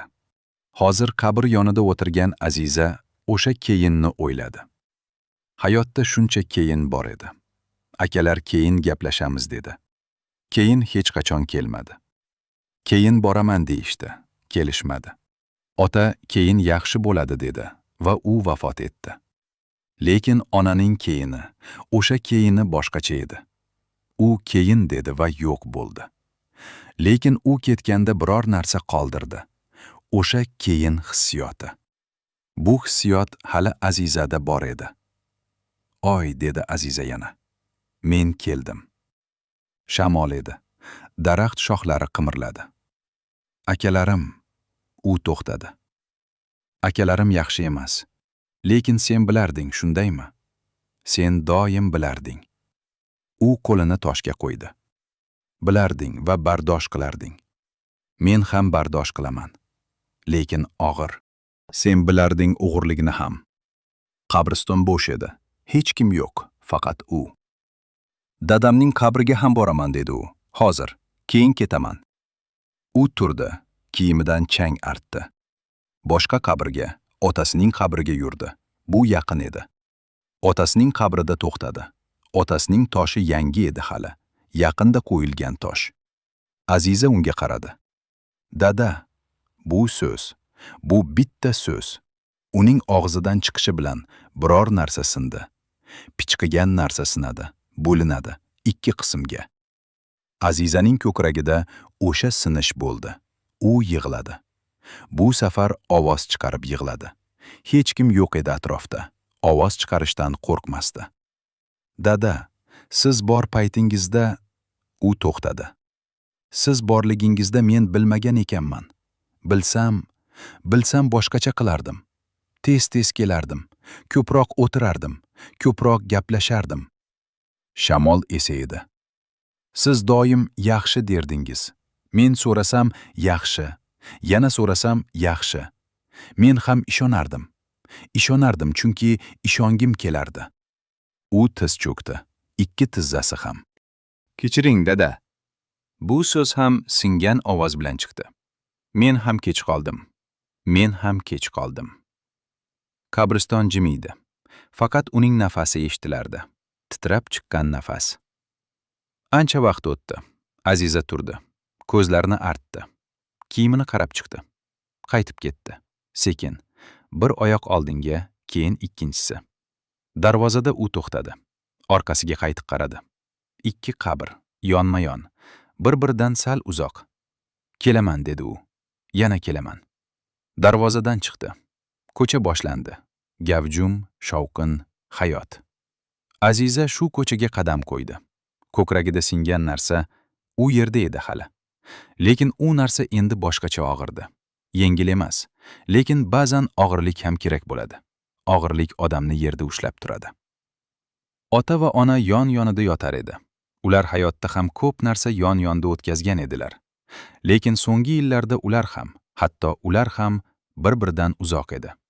Hayot shunday qildi. Lekin endi bu yerda ular yana yonma-yon edi. Va bu yerga farzandlari kelganda, faqat Aziza kelganda ular sezishardi.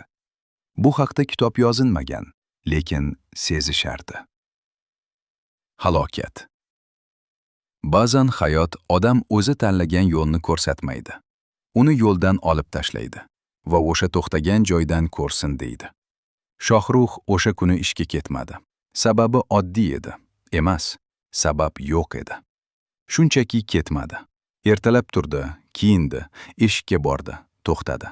Qaytdi. Kiyimini yechdi. Karavotga yotdi. Xotini Nilufar oshxonada edi. U Shohruxning qaytganini ko'rdi. Hech narsa demadi. Bu ularning odati edi. Nilufar so'ramasdi, Shohrux aytmasdi. Bu odat qachon boshlangan edi? Ikkalasi ham eslamasdi. Shohrux shiftga qaradi. Shift oq edi. Oddiy, bo'yalgan, bitta dars bor edi. Ilgari ham bor edi. Yillar davomida qolib ketgan dars. Shohrux o'sha darsni ko'rdi. U o'yladi. Bu dars qachon paydo bo'lgan? Nima sababdan? Sovuqdan, zilziladan yoki shunchaki vaqtdan? Javob topolmadi. Otasi vafotidan keyin Shohrux biror marta qabrga bormagan edi. Bu ongli qaror emas edi. U bormoqchi bo'ldi. Bir marta kiyindi. Eshikkacha bordi, qaytdi. Yana kiyindi, yana bordi, yana qaytdi. Uchinchi marta kiyinmadi. U bilardi nima sababligini. U qabr oldida nima his etishini bilardi va o'sha hissiyotdan qo'rqardi. Bu qo'rquv emas edi aslida. Qo'rquv ko'zga ko'rinarli dushman bo'lganda bo'ladi. Bu narsa, bu ichki narsa ko'zga ko'rinmasdi. U Shohruxning ichida yurardi. Ovqat yeganda ham, uxlaganda ham, odamlar bilan gaplashganda ham. Aybdorlik. Bu so'z to'g'ri emas edi to'liq, lekin boshqa so'z ham yo'q edi. Tushdan keyin Shohrux turdi. Kiyindi. Eshikdan chiqdi. Nilufar chiqib qarasa, yo'q edi. Derazadan qarasa, yo'q edi. Qo'ng'iroq qilsa, telefon eshitilmasdi. Shohrux ko'chaga chiqdi. Qayerga ketishni bilmasdi. Yurdi. Chap, o'ng, to'g'ri, yana to'g'ri. Shahar katta edi. U kichkina edi. Bir joyda to'xtadi. Choyxona yonida. Kirdi. O'tirdi. Choy so'radi. Yonidagi stolda ikkita odam gaplashayotgan edi. Biznes haqida, biror narsa haqida. Shohrux eshitmadi. Faqat ovozlarni eshitdi. Ma'nosiz, uzoq ovozlar. Choy keldi. Ichdi. Issiq edi. Kuydi. Lekin to'xtamadi. Yana bir soatdan keyin u ko'chaga chiqdi. Endi kun botayotgan edi. Osmon to'q sariq, so'ya uzun. U mashina yo'lidan yurdi. Piyodalar yo'li emas, mashina yo'li chetidan. Bu xavfli edi, ammo u bu haqda o'ylamadi. Biror narsa uning boshida borardi. Gapirmasdi, faqat turardi. Otasi haqida edi bu narsa. O'sha shifoxona yo'lagi haqida. O'sha oq devorlar, o'sha fluoresans chiroqlar. Bahromning o'lik chiqmaydi so'zi haqida. O'zi o'sha kuni nima dedi? Hech narsa. O'tirdi, qo'zg'almadi. Nima uchun qo'zg'almadi? Bu savol unga ko'p marta kelgan edi. Javobi yo'q edi. Yoki javob bor edi, lekin u javobni ko'rishni istamasdi. Halokat bir zumda bo'ldi. Shohrux mashina yo'li chetidan ketayotgan edi. Biror narsa haqida o'ylayotgan edi. Aniq nima ekanini so'ng ham eslay olmadi. Biror ovoz eshitdi. Old tomonda, chapdan. O'girildi. Mashina tormoz berdi, lekin kech edi. Shohrux biror narsa his etmadi dastlab. Faqat uchish hissiyoti. Go'yo bir zum hamma narsa to'xtadi. Shamol yo'q edi. Ovoz yo'q edi. Og'irlik yo'q edi. Keyin yerga tushdi. Davronga qo'ng'iroq Kamol qildi. Dadasi, dedi u. Shohrux aka, nima bo'ldi? Avtohalokat. Kasalxonaga olib ketishdi. Davron o'sha payt ishda edi, bozorda, bir tanishi bilan gaplashayotgan edi. U telefonni qo'ydi, tanishiga qaradi. Hech narsa demadi, yurib ketdi. Kasalxonaga avtobus bilan bordi. 3 to'xtash, keyin piyoda. Yurayotganda bir marta to'xtadi, biror narsa his etdi. Nima ekanini bilmadi, to'xtadi, nafas oldi, yurdi. Kasalxonada Nilufar edi. Yig'layotgan edi, ammo ovoz chiqarmay. Aziza ham kelgan edi. U Davronni ko'rib yugurdi deyarli. Aka, nima ahvolda? Dedi Davron. Shifokorlar hali chiqmayapti. Kalinchiq. Nilufar opa yaxshimi? O'ziga keldi. Aziza uning qo'lini ushlab oldi. Sen kelding. Yaxshi. Ular kutishdi. Bahromga xabar berildi. Aziza qo'ng'iroq qildi. Bahrom dedi, hozir yetib boraman. Keyin dedi, aytib qo'yay. Bir pulib qolmagan. Aziza telefonni qo'ydi. Davronga qaradi. Hech narsa demadi. Davron ham hech narsa demadi. Shifokor chiqdi. O'rta yoshli, ko'zlari charchagan. Kimlar yaqinlari? Biz, dedi Davron. Ukasi va singlisi. Shifokor ularga qaradi. Kelin o'ziga keldi. Bosh jarohati bor, lekin u to'xtadi. Keyin to'g'ridan to'g'ri aytdi. Bemorning orqa umurtqasiga zarba teggan. Biz hozir to'liq ayta olmaymiz. Lekin ehtimol nima? Dedi Aziza. Shifokor bir zum qarab qoldi. Oyoqlari. Ehtimol endi yura olmas. Xonada hech ovoz bo'lmadi. Aziza Davronning qo'lini qisdi. Kuchli, og'riqli qisdi. Davron sezdi, lekin qo'lini tortmadi. To'liq tekshiruvdan keyin aytamiz, dedi shifokor. Hozir sabr qiling. U ketdi. Davron derazaga bordi. Tashqarida kechki shahar edi. Chiroqlar yonayotgan, mashinalar ketayotgan, odamlar yurayotgan. Hamma narsa davom etayotgan edi. Dadamning dili og'ritganimiz uchun jazo bu, dedi u. Aziza uning yoniga keldi. Shunday dema. Nega? Davron derazadan ko'z olmadi. To'g'ri-ku. To'g'ri bo'lsa ham shunday dema.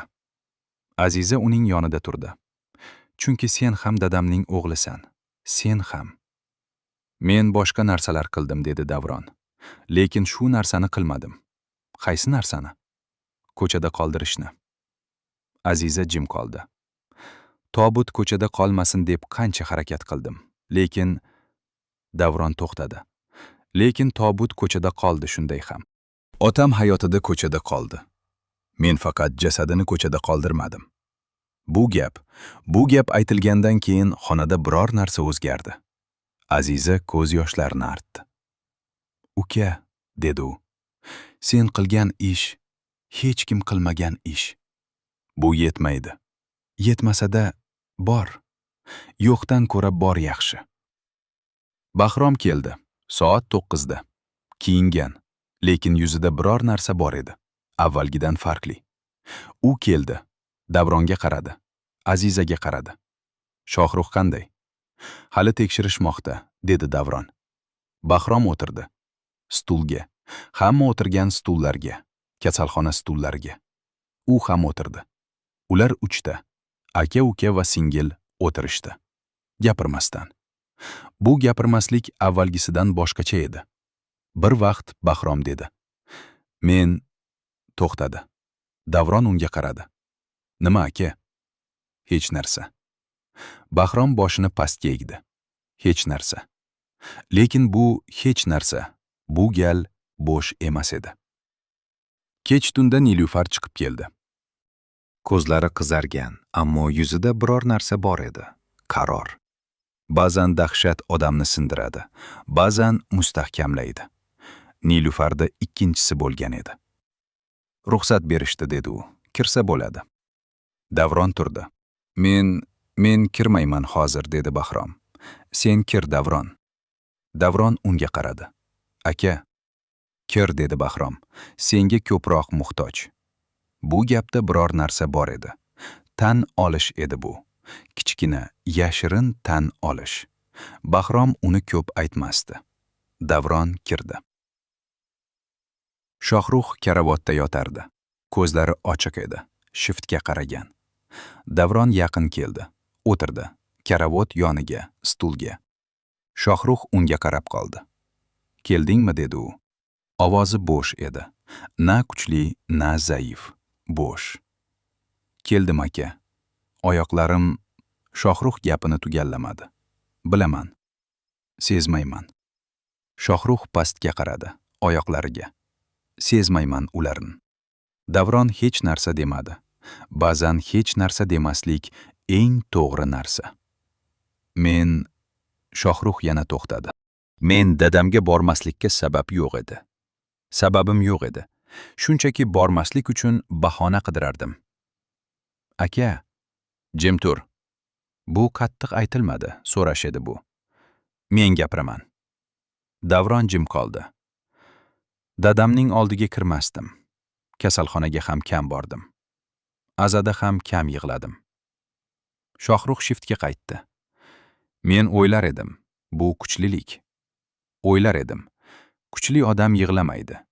Kuchli odam sezmaydigan bo'ladi. Xonada faqat apparatning ovozi edi. Tekis, monoton. Endi oyoqlarim sezmayapti. Shohrux ko'zlarini yumdi. Bu adolatmi? Davron javob bermadi. Adolat, dedi Shohrux o'zi. Bu adolat. Shohrux o'sha kecha ko'p o'yladi. Uning oyoqlari sezmasdi, lekin boshqa narsalar sezardi. Bu boshqa narsalar avval ham bor edi. U ularga quloq solmasdi. Endi quloq solishdan boshqa iloji yo'q edi. Ba'zan hayot shunday qiladi. Qo'ldan olmaydi, oyoqdan oladi. Chunki qo'l bilan ko'p narsani yashirsa bo'ladi. Oyoq bilan yo'q. So'nggi kechasi keksa odamning uyqusi bu uyqu emas. Bu kutish. U nimani kutadi bilmaydi, lekin kutadi. Solim aka kechqurun soat 10 da uyg'ondi. U uxlagan emas edi aslida. Mizalab yotgan edi. Bu yosh odamda uyqu deb ataladi. Keksa odamda bu holatning nomi yo'q. Oraliq holat. Ikki dunyo o'rtasida. Xona qorong'i edi. Derazadan ko'cha chirog'i kirardi. Ingichka, sariq nur. U nur polda uzun chiziq hosil qilardi. Solim aka o'sha chiziqqa qarab yotdi. Bugun Davron kech kelgan edi ishdan. Kamol ovqat qilgan edi, moshxo'rda. Solim akaning sevimli taomlari. Ular birga yegan edi. Davron, Kamol, ikki bola. Solim aka ham o'tirgan edi, lekin u yemagan edi. Kamol sezgan edi. Dadajon, yemayapsizmi degan edi. Solim aka, ishtaham yo'q bolam degan edi. Kamol yana aytgan edi. Bir osh qoshiq bo'lsa ham. Solim aka olgan edi. Bir qoshiq, ikki qoshiq, keyin qo'ygan edi. Davron unga qaramagan edi. Qaramagan emas, qarab hech narsa demagan edi. Bu Davronning aqli edi. Ba'zan so'ramaslik yaxshiroq. Bolalar ovqatdan keyin dars qilgan edi. Davron televizor ko'rgan edi. Ko'rmagan edi aslida. Ekranga qaragan edi xolos. Kamol idish yuvgan edi. Salim aka xonasiga kirgan edi. Hozir yarim kechada u karavotdan turdi.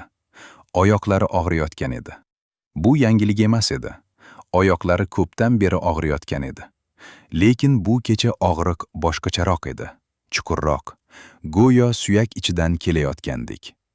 U sekin yurdi, eshikkacha. Eshikni ohista ochdi, yo'lakka chiqdi. Uy uxlayotgan edi. Hamma uxlayotgan edi. Salim aka oshxonaga bordi. Muzlatgichni ochdi. Chiroq yondi. U yuziga tushdi. U ichkariga qaradi. Kamol kechagi ovqatdan qoldirgan edi. Qopqoq bilan yopib. Salim aka o'sha idishni oldi. Stol yoniga o'tirdi. Yedi. Sovuq, lekin maza bor edi. Yedi, sekin, har luqmani chaynab. Oshxona jimgina edi. Uzoqda, ko'chada biror mashina o'tdi. Ovoz keldi. O'tdi. Jimlik qaytdi. Salim aka yeyib bo'lgach idishni yuvdi. Sekin, ovoz chiqarmay. Artdi. Joyiga qo'ydi. Keyin stulga qaytib o'tirdi. Sumkasini olgan edi. Kichkina sharm sumka. Hamma joyga olib yurar edi. Ochdi. Ichidan konvert oldi. Umra chiptasi. U chiptaga qaradi. Qarasa, o'qiy olmasdi to'liq. Ko'zlari zaif edi. Lekin shakl ko'rinar edi. Yozuvlar, sana, ism. O'z ismini ko'rdi. Salim Yusupov. U ismiga qaradi. Bu ism uning edi. Uning otasi qo'ygan edi. Otasi, Yusuf aka, endi yo'q edi. Onasi ham yo'q. Mohira ham yo'q. Salim Yusupov. Bu ism uchun hozir kimlar bor edi? U o'yladi. Davron bor edi, Kamol bor edi, Aziza bor edi, ikki nevara bor edi. Bu oz emas edi. U konvertni yopdi, sumkaga soldi. So'ng sumkadan boshqa narsa oldi. Eski, buklangan qog'oz. U qog'ozni ehtiyotkorlik bilan yoydi, yirtilmasin deb, chunki qog'oz eskirgan edi, ko'p marta buklanib yoyilgan edi. Xat edi bu, Mohiraning xati. U kasalxonada yotganida yozgan edi. Qo'li titragan edi, yozuv egilib ketgan. Lekin o'qish mumkin edi. Salim aka o'qidi, og'izdan emas, ichida. Har so'zni alohida ko'rdi. Salim, sen hozir uxlayapsan. Men yozyapman. Uyg'onma. Sening uxlagan yuzingga qarayapman va o'ylayman. Bu odamning yoni bo'ldim. Bu mening baxtim. Bolalarimiz bor, yaxshi bolalar. Hali bilishmaydi, lekin biladilar. Vaqt o'tadi. Ular biladilar. Sen ularni kut. Sen kut. Men borarman oldin. Sen kutarsan. Keyin sen ham kelasan. U yerda kutaman. Kelmay qolma. Salim, kelmay qolma. Mohira. Salim aka xatni yopdi. Ko'zlarida yosh bor edi. Bir tomchi, ikkita. U ularni artmadi. Shunchaki yig'ladi. Kichkina, sokin, yarim kechada yolg'iz yig'ladi. Bu yig'i emas edi aslida. Bu to'lib ketgan idishning toshishi edi. To'lib toshdi. Xolos. U turdi. Xonasiga qaytdi. Karavotga yotdi. Deraza. U yoqda ko'cha chirog'i hali yonayotgan edi. O'sha ingichka sariq nur hali polda edi. Salim aka o'sha nurga qarab yotdi. Mohira. Kechikdim dedi u. Lekin boraman, kelaman. Deraza jimgina edi. Davron yaxshi bola dedi u. Go'yo Mohira eshitayotgandek. Sening yuring bor unda, ko'zlarida ham. U to'xtadi. Aziza ham seni eslatadi. Kuchliroqsan unda. Tashqarida shamol edi. Kuzning shamoli. Sovuq, lekin yumshoq. Bahrom. Salim aka uzoq jim qoldi. Bahrom ham sening o'g'ling. U ham qilolmaydi seni yomonlab. U ham o'z yo'lini topadi, Xudo xohlasa. Karavot g'ichirladi. U qimirlaganida. Shohruxim. Bu nom aytilganda biror narsa uning ovozida o'zgardi. Shohruxim, bolam. Sen keldingmi kasalxonaga? Kelmadingmi? Lekin men bilar edim kelmasliging sababini. Sen qo'rqar eding. Men ham qo'rqar edim. Hayotda ko'p narsadan. Shunaqa qo'rqoq ota bo'ldim. Kechirim. Ko'cha chirog'i u yoqda bir zum o'chdi. Keyin yondi. Keyin barqaror yondi. Salim aka ko'zini yumdi. Mohira, dedi u oxirgi marta. Kel ola qol. Xona jimgina edi. Deraza tashqarida kuz edi. Daraxtlar uxlagan edi. Ko'cha uxlagan edi. Shahar, katta, g'aroyib shahar. U ham bir zum nafas olayotgandek edi. Salim akaning nafasi sekinlashdi. Tekis bo'ldi. Juda tekis. Shu kecha, shu jimgina kechada Salim aka uxladi. Ertalab Kamol choy ko'tarib kirganida u hali yotardi. Kamol to'xtadi. Piyolani qo'ydi. Yaqin keldi. Yaqin kelib uning yuziga qaradi. Yuzida, bu yuzda biror narsa bor edi. Bu narsa og'riq emas edi. Bu narsa qo'rquv ham emas edi. Bu narsa tinchlik edi. Uzoq, qiyin yo'ldan keyin keladigan tinchlik. Yana ko'chada. Birinchi safar tobut ko'chada qoldi, uyat bilan. Ikkinchi safar tobut ko'chadan chiqdi, va'da bilan. Xabar tarqaldi. Tez tarqaldi. Mahallada xabar shu. Bir so'z yetarli. Bir kishi aytadi, ikkinchisi eshitadi, uchinchisi allaqachon biladi. Bu tezlik bozorlardagi tezlikdan ham yuqori. Salim akaning vafoti soat 6da ma'lum bo'ldi. Soat 7da mahalla odamlari yig'ila boshladi. Davron eshik oldida turdi. Ko'zlari qizargan, lekin yuzida tartib bor edi. U bilar edi nima qilish kerakligini. U bilar edi. Chunki o'ylagan edi. Oldindan o'ylagan edi. Shu kuni kelishini bilardi. Imomga qo'ng'iroq qildi. Tanishlariga qo'ng'iroq qildi. Azizaga qo'ng'iroq qildi. U allaqachon yo'lda edi. Bahromga Aziza qo'ng'iroq qildi. Shohruxga, kasalxonada yotgan Shohruxga Davron o'zi aytdi. Telefonda. Qisqa aytdi.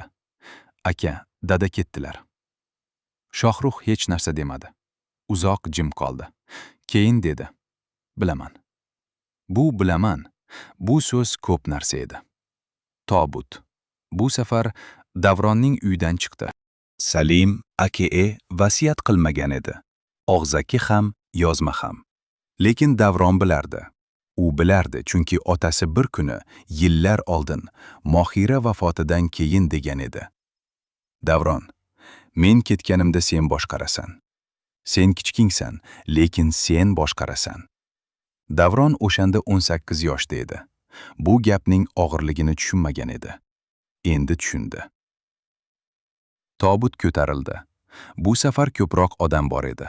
Birinchi safar 14 kishi ko'tarishgan edi. Bu safar 20 dan ortiq. Odamlar almashib ko'tarishdi. Bu ham odat edi. Bu ham hurmat edi. Davron oldinda edi yana. O'ng yelkasida og'irlik bor edi yana. Lekin bu safar og'irlik boshqacha edi. Birinchi safar u og'irlikni ko'tardi. Bu safar og'irlik uni ko'tardi. Go'yo tobutning og'irligi uni yerdan uzib, to'g'ri qilib, oldinga olib ketayotgandek. Aziza eshik oldida turdi yana. Lekin bu safar u o'zini ushlab turolmadi. Tiz cho'kdi. Bir zum, ikki zum, keyin o'rnidan turdi. Yonidagi ayol qo'lini berdi. Aziza oldi. Bahrom bu safar tobutga qo'l tekkizdi boshidan. Almashish kutmadi, o'zi keldi. Davronning yoniga o'tdi. Yelkasiga qo'ydi qo'lini. Ular bir zum, ikki aka-uka birgalikda ko'tarishdi. Hech kim bu lahzaga alohida e'tibor bermadi. Lekin bu lahza bor edi. Mahalla ko'chasi tor, daraxtlar yon-yondan. Kuz edi, barglar to'kilgan edi. Sariq, qo'ng'ir, ba'zi yashil. Ular yo'l ustida yotardi. Tobut o'sha barglar ustidan o'tdi. Toshpo'lat aka, 8 yoshli chol, soqoli oq, darvozada turdi. Tobut yonidan o'tayotganda u boshini egdi. "Omon ket Solim", dedi u. "Omon ket." Bu gap kimgadir aytilgan emas edi. Shunchaki aytildi. Masjid to'la edi. Bu safar ham sig'madi. Tashqarida ham saflandilar. Erkaklar old tomonda, bolalar orqada. Ba'zi yoshlar devorga suyanib turdi. Imom duo o'qidi. Bismillahirrohmanirrohim. Ovoz masjidni to'ldirdi. Masjid kichkina edi, ammo ovoz katta edi. Chunki ovoz devorga urindi, qaytdi, yana eshitildi. Davron namoz o'qidi. Bu safar to'liq o'qidi. Birinchi safar onasining azasida u yarim o'qigan edi, o'ylayotgan edi, fikri bor edi. Bu safar fikri yo'q edi. Faqat namoz bor edi. Qabriston. Yo'l o'sha yo'l edi. To'l daraxtlar o'sha daraxtlar edi. Kuz edi. Ular endi to'liq sariq bo'lgan edi. Ba'zilarining bargi to'kilgan edi. Qabrda, yonida Mohiraning qabri bor edi. Tobut tushirildi. Salim aka Mohira yoniga qo'yildi. Imom duo o'qidi. Odamlar "Amin" dedi. Tuproq tushdi. Hamma ketdi. Asta, birin-ketin. Davron qoldi. Aziza qoldi. Bahrom qoldi. Ular uchta. Qabr yonida turishdi. Aziza yig'ladi. Endi ovoz chiqarib, endi to'xtatmasdan. Bu yig'i endi to'xtashni so'ramayotgan edi. Bahrom uning yoniga keldi. Qo'lini qo'ydi yelkasiga. Birinchi marta. Bu harakatni birinchi marta qildi. Aziza uning qo'lini sezdimi, bilmadim. Lekin u qo'lni olmadi. Davron ikkisiga qaradi. Keyin qabrga qaradi. "Dadajon", dedi u. "Onamning yonlaridasiz endi." Shamol edi. Tol daraxtlari qimirladi. "Onam kutayotgan edi", dedi Aziza. "Bilardim. Doim kutardi." "Ha", dedi Davron. Ular jim turishdi. Bahrom to'xtadi. "Davron?" "Ha, aka." Bahrom unga qaradi. Uning yuzida biror narsa bor edi. Bu narsa avval yo'q edi. Bu kecha paydo bo'lgan edi.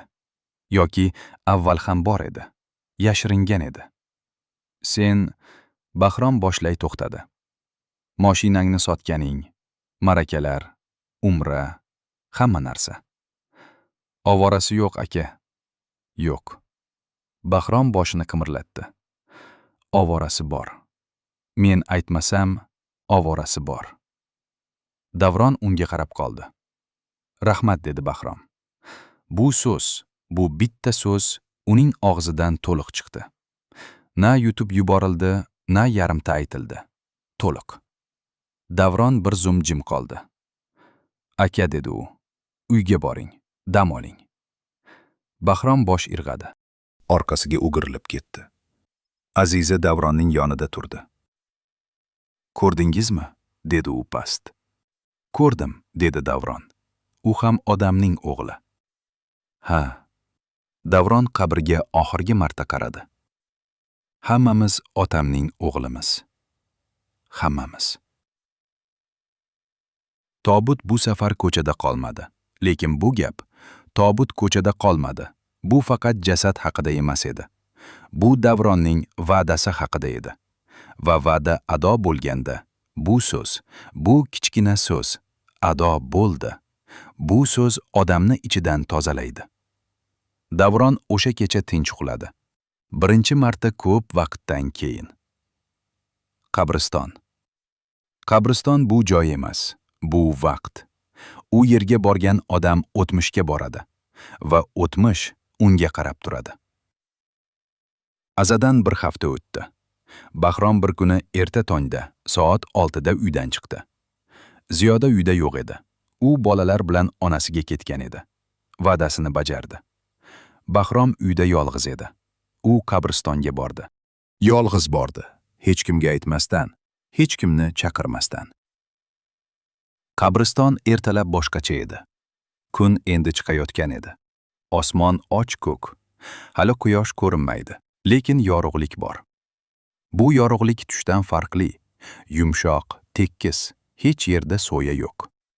Bahrom yo'lni bilardi. Onasining qabri ko'p yildan beri bu yerda edi. U ikki qabrga yaqin bordi, to'xtadi. Ota va ona, yon-yon. Bahrom o'tirdi. O'sha tuproqqa, o'sha sovuq tuproqqa. Kiyimi ifloslanar edi. Bildi, o'ylamadi. U uzoq jim o'tirdi. Qabriston uyg'onmagan edi hali. Bir qush ovozi bor edi. Uzoqda, biror daraxtda. Shamol yo'q edi. Bu ertalabdagi jimlik, kechadagi jimlikdan farqli. Bahrom qo'llarini tizzasiga qo'ydi. U o'yladi, ko'p o'yladi. Lekin bu o'ylar so'z emas edi, rasm emas edi. Faqat hissiyot edi. Og'ir, past, lekin aniq. Bir vaqt u gapirishni boshladi. Dadajon. Ovozi, o'z ovozi.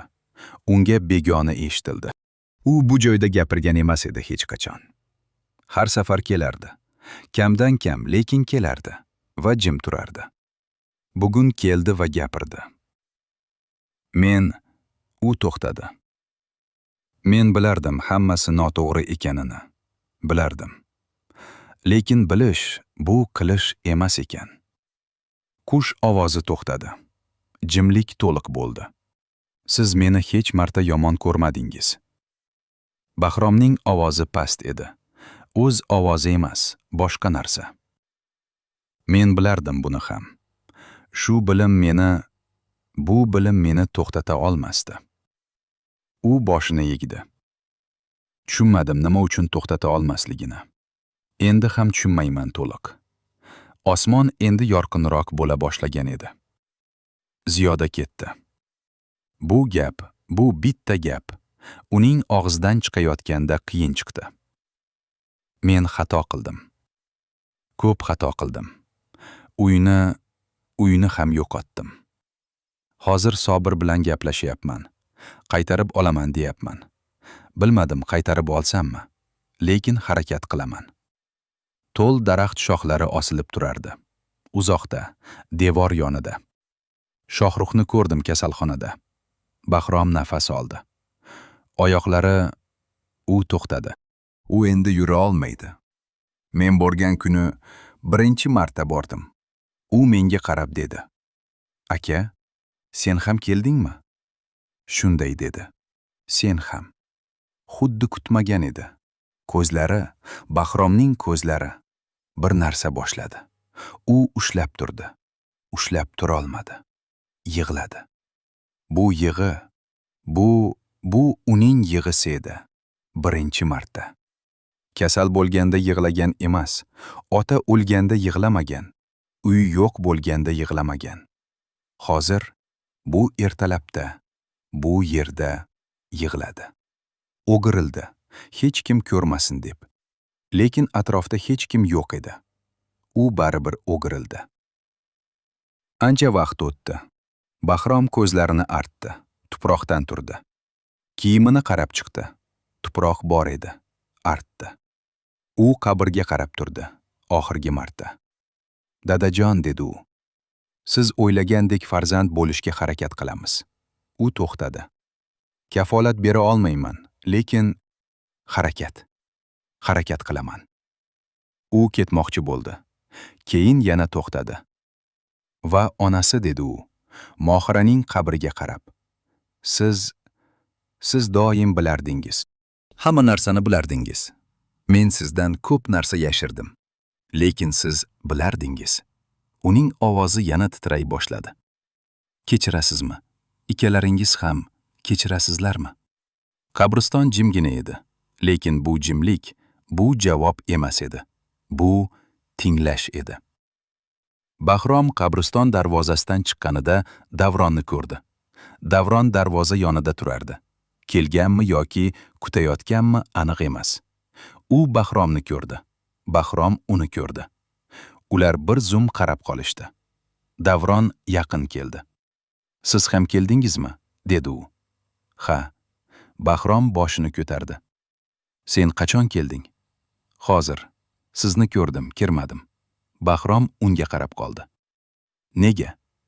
Chunki Davron o'yladi. Chunki ba'zi narsalar yolg'iz bo'lishi kerak. Bahrom uzoq qarab qoldi. Keyin rahmat. Nega rahmat? Shu uchun. Bahrom qo'lini uzatdi. Davron qo'l berdi. Ular qo'l berishdi. Oddiy, lekin bu oddiy emas edi. Bu yillar, bu og'ir, xatoli, sovuq yillardan keyin qo'l berish edi. Aka, dedi Davron. Ha? Sho'roqqa boraylikmi bugun? Bahrom bir zum o'yladi. Boraylik, dedi u. Ular birga yurdi. Darvozadan ko'chaga. Orqada qoldi. U yerda, o'sha tuproq ostida Solim aka va Mohira yonma-yon edi. Ular hayotda ko'p narsadan ajralgan edi. Vaqtdan, bolalardan, bir-biridan ham ba'zan. Lekin hozir ular yonma-yon edi. Va bolalari, ularning bolalari, birinchi marta birgalikda bir tomonga yurdi. Bu kech edi.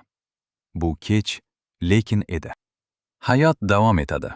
Bu gap tasalli emas, bu haqiqat. Va haqiqat ba'zan og'ir, ba'zan yengil. Bu safar sal yengilroq. 3 oy o'tdi. Davron. Xalq qabulxonasidan xabar keldi, yanvar oyining boshida. Xat edi, rasmiy xat. Davron uni oshxonada Kamol bilan birga o'qidi. Ikkisi birgalikda bir varaqqa ikkala ko'z. Loyiha tasdiqlandi. Yer ajratildi. Mahalladan tashqarida, lekin uzoq emas. 3 sotiq. Bu kichkina edi, lekin boshlash uchun yetardi. Kamol xatni qo'ydi. Davronga qaradi. Davron hech narsa demadi. Stulga o'tirdi. Qo'llarini yuziga bosdi. Shu holda o'tirdi. Kamol uning yoniga keldi. Yelkasiga qo'l qo'ydi. Dadasi. Ha? Davronning ovozi yuzining orqasidan chiqdi. Bo'g'iq, lekin tinch. Xursandmisiz? Ha. U qo'llarini oldi yuzidan. Ko'zlari qizargan edi. Yig'lamagan edi, lekin qizargan. Ha, xursandman. Shunchaki nima? Dadamga aytolmayman, dedi u. Shu bir narsa, shu bitta narsa. Kamol uning yoniga o'tirdi. Uzoq jim qolishdi. Keyin Kamol dedi. U biladi. Davron unga qaradi. Biladi, dedi Kamol yana. Bunday narsalarni ular biladi. Davron uning ko'ziga qarab qoldi. So'ng bosh irg'adi. Ha. U to'rdi o'zini. Ha, biladi. Sobir bilan ish boshlandi, fevralda. Eski uskuna ko'chirildi, yangi joy tayyorlandi. Birinchi haftada 5 ishchi olindi. 3-haftada 15 ga yetdi. 20. Bu raqam hali uzoqda edi. Lekin yo'nalish bor edi. Davron har kuni ishga avtobus bilan borardi. 6 ta to'xtash. U har to'xtashda o'ylardi, yaxshi narsalar haqida. Bu odat edi. U bu odatni o'zi qilgan edi va o'zi saqladi. Ziyoda ajrashdi. Rasmiy ravishda yanvar oxirida. Bolalar u bilan qoldi. Bahrom rozi bo'ldi. Rozi bo'lishdan boshqa iloji yo'q edi, chunki u bilardi kim haq ekanini. Ziyoda onasining uyiga ko'chdi. Vaqtinchalik dedi.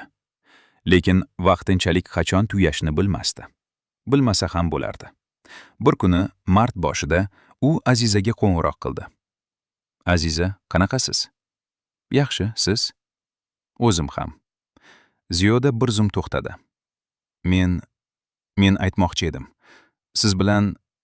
Siz bilan oldin yaxshi munosabatim bo'lmagan. Ziyoda opa. Ha? Hozir yaxshi munosabatda bo'lsak bo'ldi. Ziyoda bir zum jim qoldi. Ha, dedi u. Ha, to'g'ri. Ular gaplashdi. Birinchi marta haqiqiy gaplashdi. Bolalar haqida, hayot haqida, nimanidir rejalashtirishish haqida. 15 daqiqa gaplashishdi. 15 daqiqa. Bu ko'p yildan keyin birinchi haqiqiy 15 daqiqa edi. Shohrux. Reabilitatsiya markazi shahar chetida, katta bino. U yerda Shohrux 2 oy bo'ldi. Davron har hafta bordi. Aziza ham. Bahrom bir marta keldi, o'tirdi. 2 soat qoldi. Keyin yana keldi.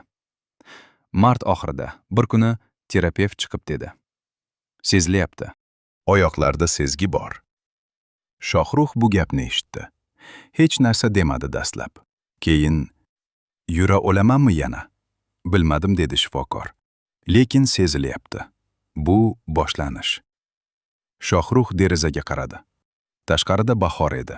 Mart. Hali sovuq. Lekin daraxtlarda biror narsa bor edi. Kurtaklar kichkina, yashil, hali ochilmagan. U o'sha kurtaklarga qarab o'tirdi. Keyin qo'lini oyog'iga qo'ydi. Sekin, ehtiyotkorlik bilan. Biror narsa sezdi. Kam, lekin sezdi. Ko'zlari to'ldi. Aziza. Bahrom bir kuni unga qo'ng'iroq qildi. Aziza. Ha aka. Bahrom boshlay to'xtadi. Bu uning odati edi hali. Boshlash va to'xtash. Lekin bu safar u to'xtagandan keyin davom etdi. Men oldin dadamga yetarli vaqt bermaganman. Senga ham. Shu haqida aytmoqchi edim. Aziza telefonda jim qoldi. Eshityapsanmi? Eshityapman. Xafa bo'lsang haqing bor. Lekin shu gapni aytmoqchi edim. Aziza uzoq jim qoldi. Aka, dedi u oxinda. Siz mening akamsiz. Bu o'zgarmaydi. Ha. Demak, xafa bo'lishdan foyda yo'q. U biroz to'xtadi. Lekin keyin bunday qilmang. Ha. Va'da bering. Bahrom. Bahrom bir zum sukut qildi. Bu sukut uning uchun og'ir edi. U va'da bermasdi. Bu uning qoidasi edi. Lekin va'da beraman dedi u. Erta bahor, qabriston. Aziza yana bordi. Bu safar yolg'iz emas. Davron bor edi. Bahrom bor edi. Shohrux. U hali yura olmasdi, lekin kresloda u ham bor edi. Davron va Bahrom uni olib kelishgan edi. Ular 4 ta. Birinchi marta 4 ta otasining qabri oldida turishdi. Daraxtlarda yaproqlar chiqayotgan edi. Kichkina, yashil, yangi. Aziza cho'ntagidan biror narsa oldi. Ko'k rangdagi gul. Bitta, oddiy gul. Qabrga qo'ydi. Ota, biz keldik dedi u. Bu so'z, bu 3 so'z oddiy edi. Lekin bu 3 so'zda ko'p narsa bor edi. Bahrom boshini egdi. Shohrux qo'lini karavotning chetiga qo'ydi va o'sha qo'l biroz titrayotgan edi. Davron osmonga qaradi. Osmon, bahor osmoni ochiq edi. Bitta bulut bor edi. U ham ketayotgan edi. Shamol elas-elas edi. Uzoqdan azon ovozi keldi. Bu ovoz minoradan, biron masjiddan keldi va qabriston ustidan o'tdi. Bu ovoz devorga, toshga, daraxtga tegmadi. To'g'ridan to'g'ri osmonga ko'tarildi. Ular to'rtala quloq tutdi. Hech biri gapirmadi. Azon tugadi. Jimlik keldi. Lekin bu oldingi jimlikdan boshqacha edi. Bu jimlik bo'sh emas edi. Bu jimlik to'la edi. Narsa bilan, hissiyot bilan, yillar bilan. Yuring, dedi Davron nihoyat. Sog' o'tasizlar. Ular qaytdi. Asta, birin-ketin. Shohruxning kreslosini Bahrom itardi. Darvozadan chiqqanida Aziza orqasiga bir marta qaradi. Ikki qabr, yon-yon. Ustida ko'k gul, ustida bahor osmoni. U o'girildi, yurdi. Xot davom etadi. Bu gapning ichida ko'p narsa bor. Bu gapning ichida yo'qotish ham bor, topish ham bor, kechirish ham bor, harakat ham bor. Salim aka ketdi. Lekin u ketganida biror narsa qoldirdi. Bu narsa pul emas, uy emas, mol-mulk emas. U qoldirdi. 4 ta farzand. Ular hali o'rganayotgan edi. Bir-birini, o'zlarini, hayotni. Bu kech edi, lekin edi. Va edi bu eng muhim so'z. Ko'chada qolgan tobut. Tamom. Ushbu asar barcha ota-onalarga, hayotda ko'chada qolganlarga va ularni izlayotgan farzandlarga bag'ishlanadi.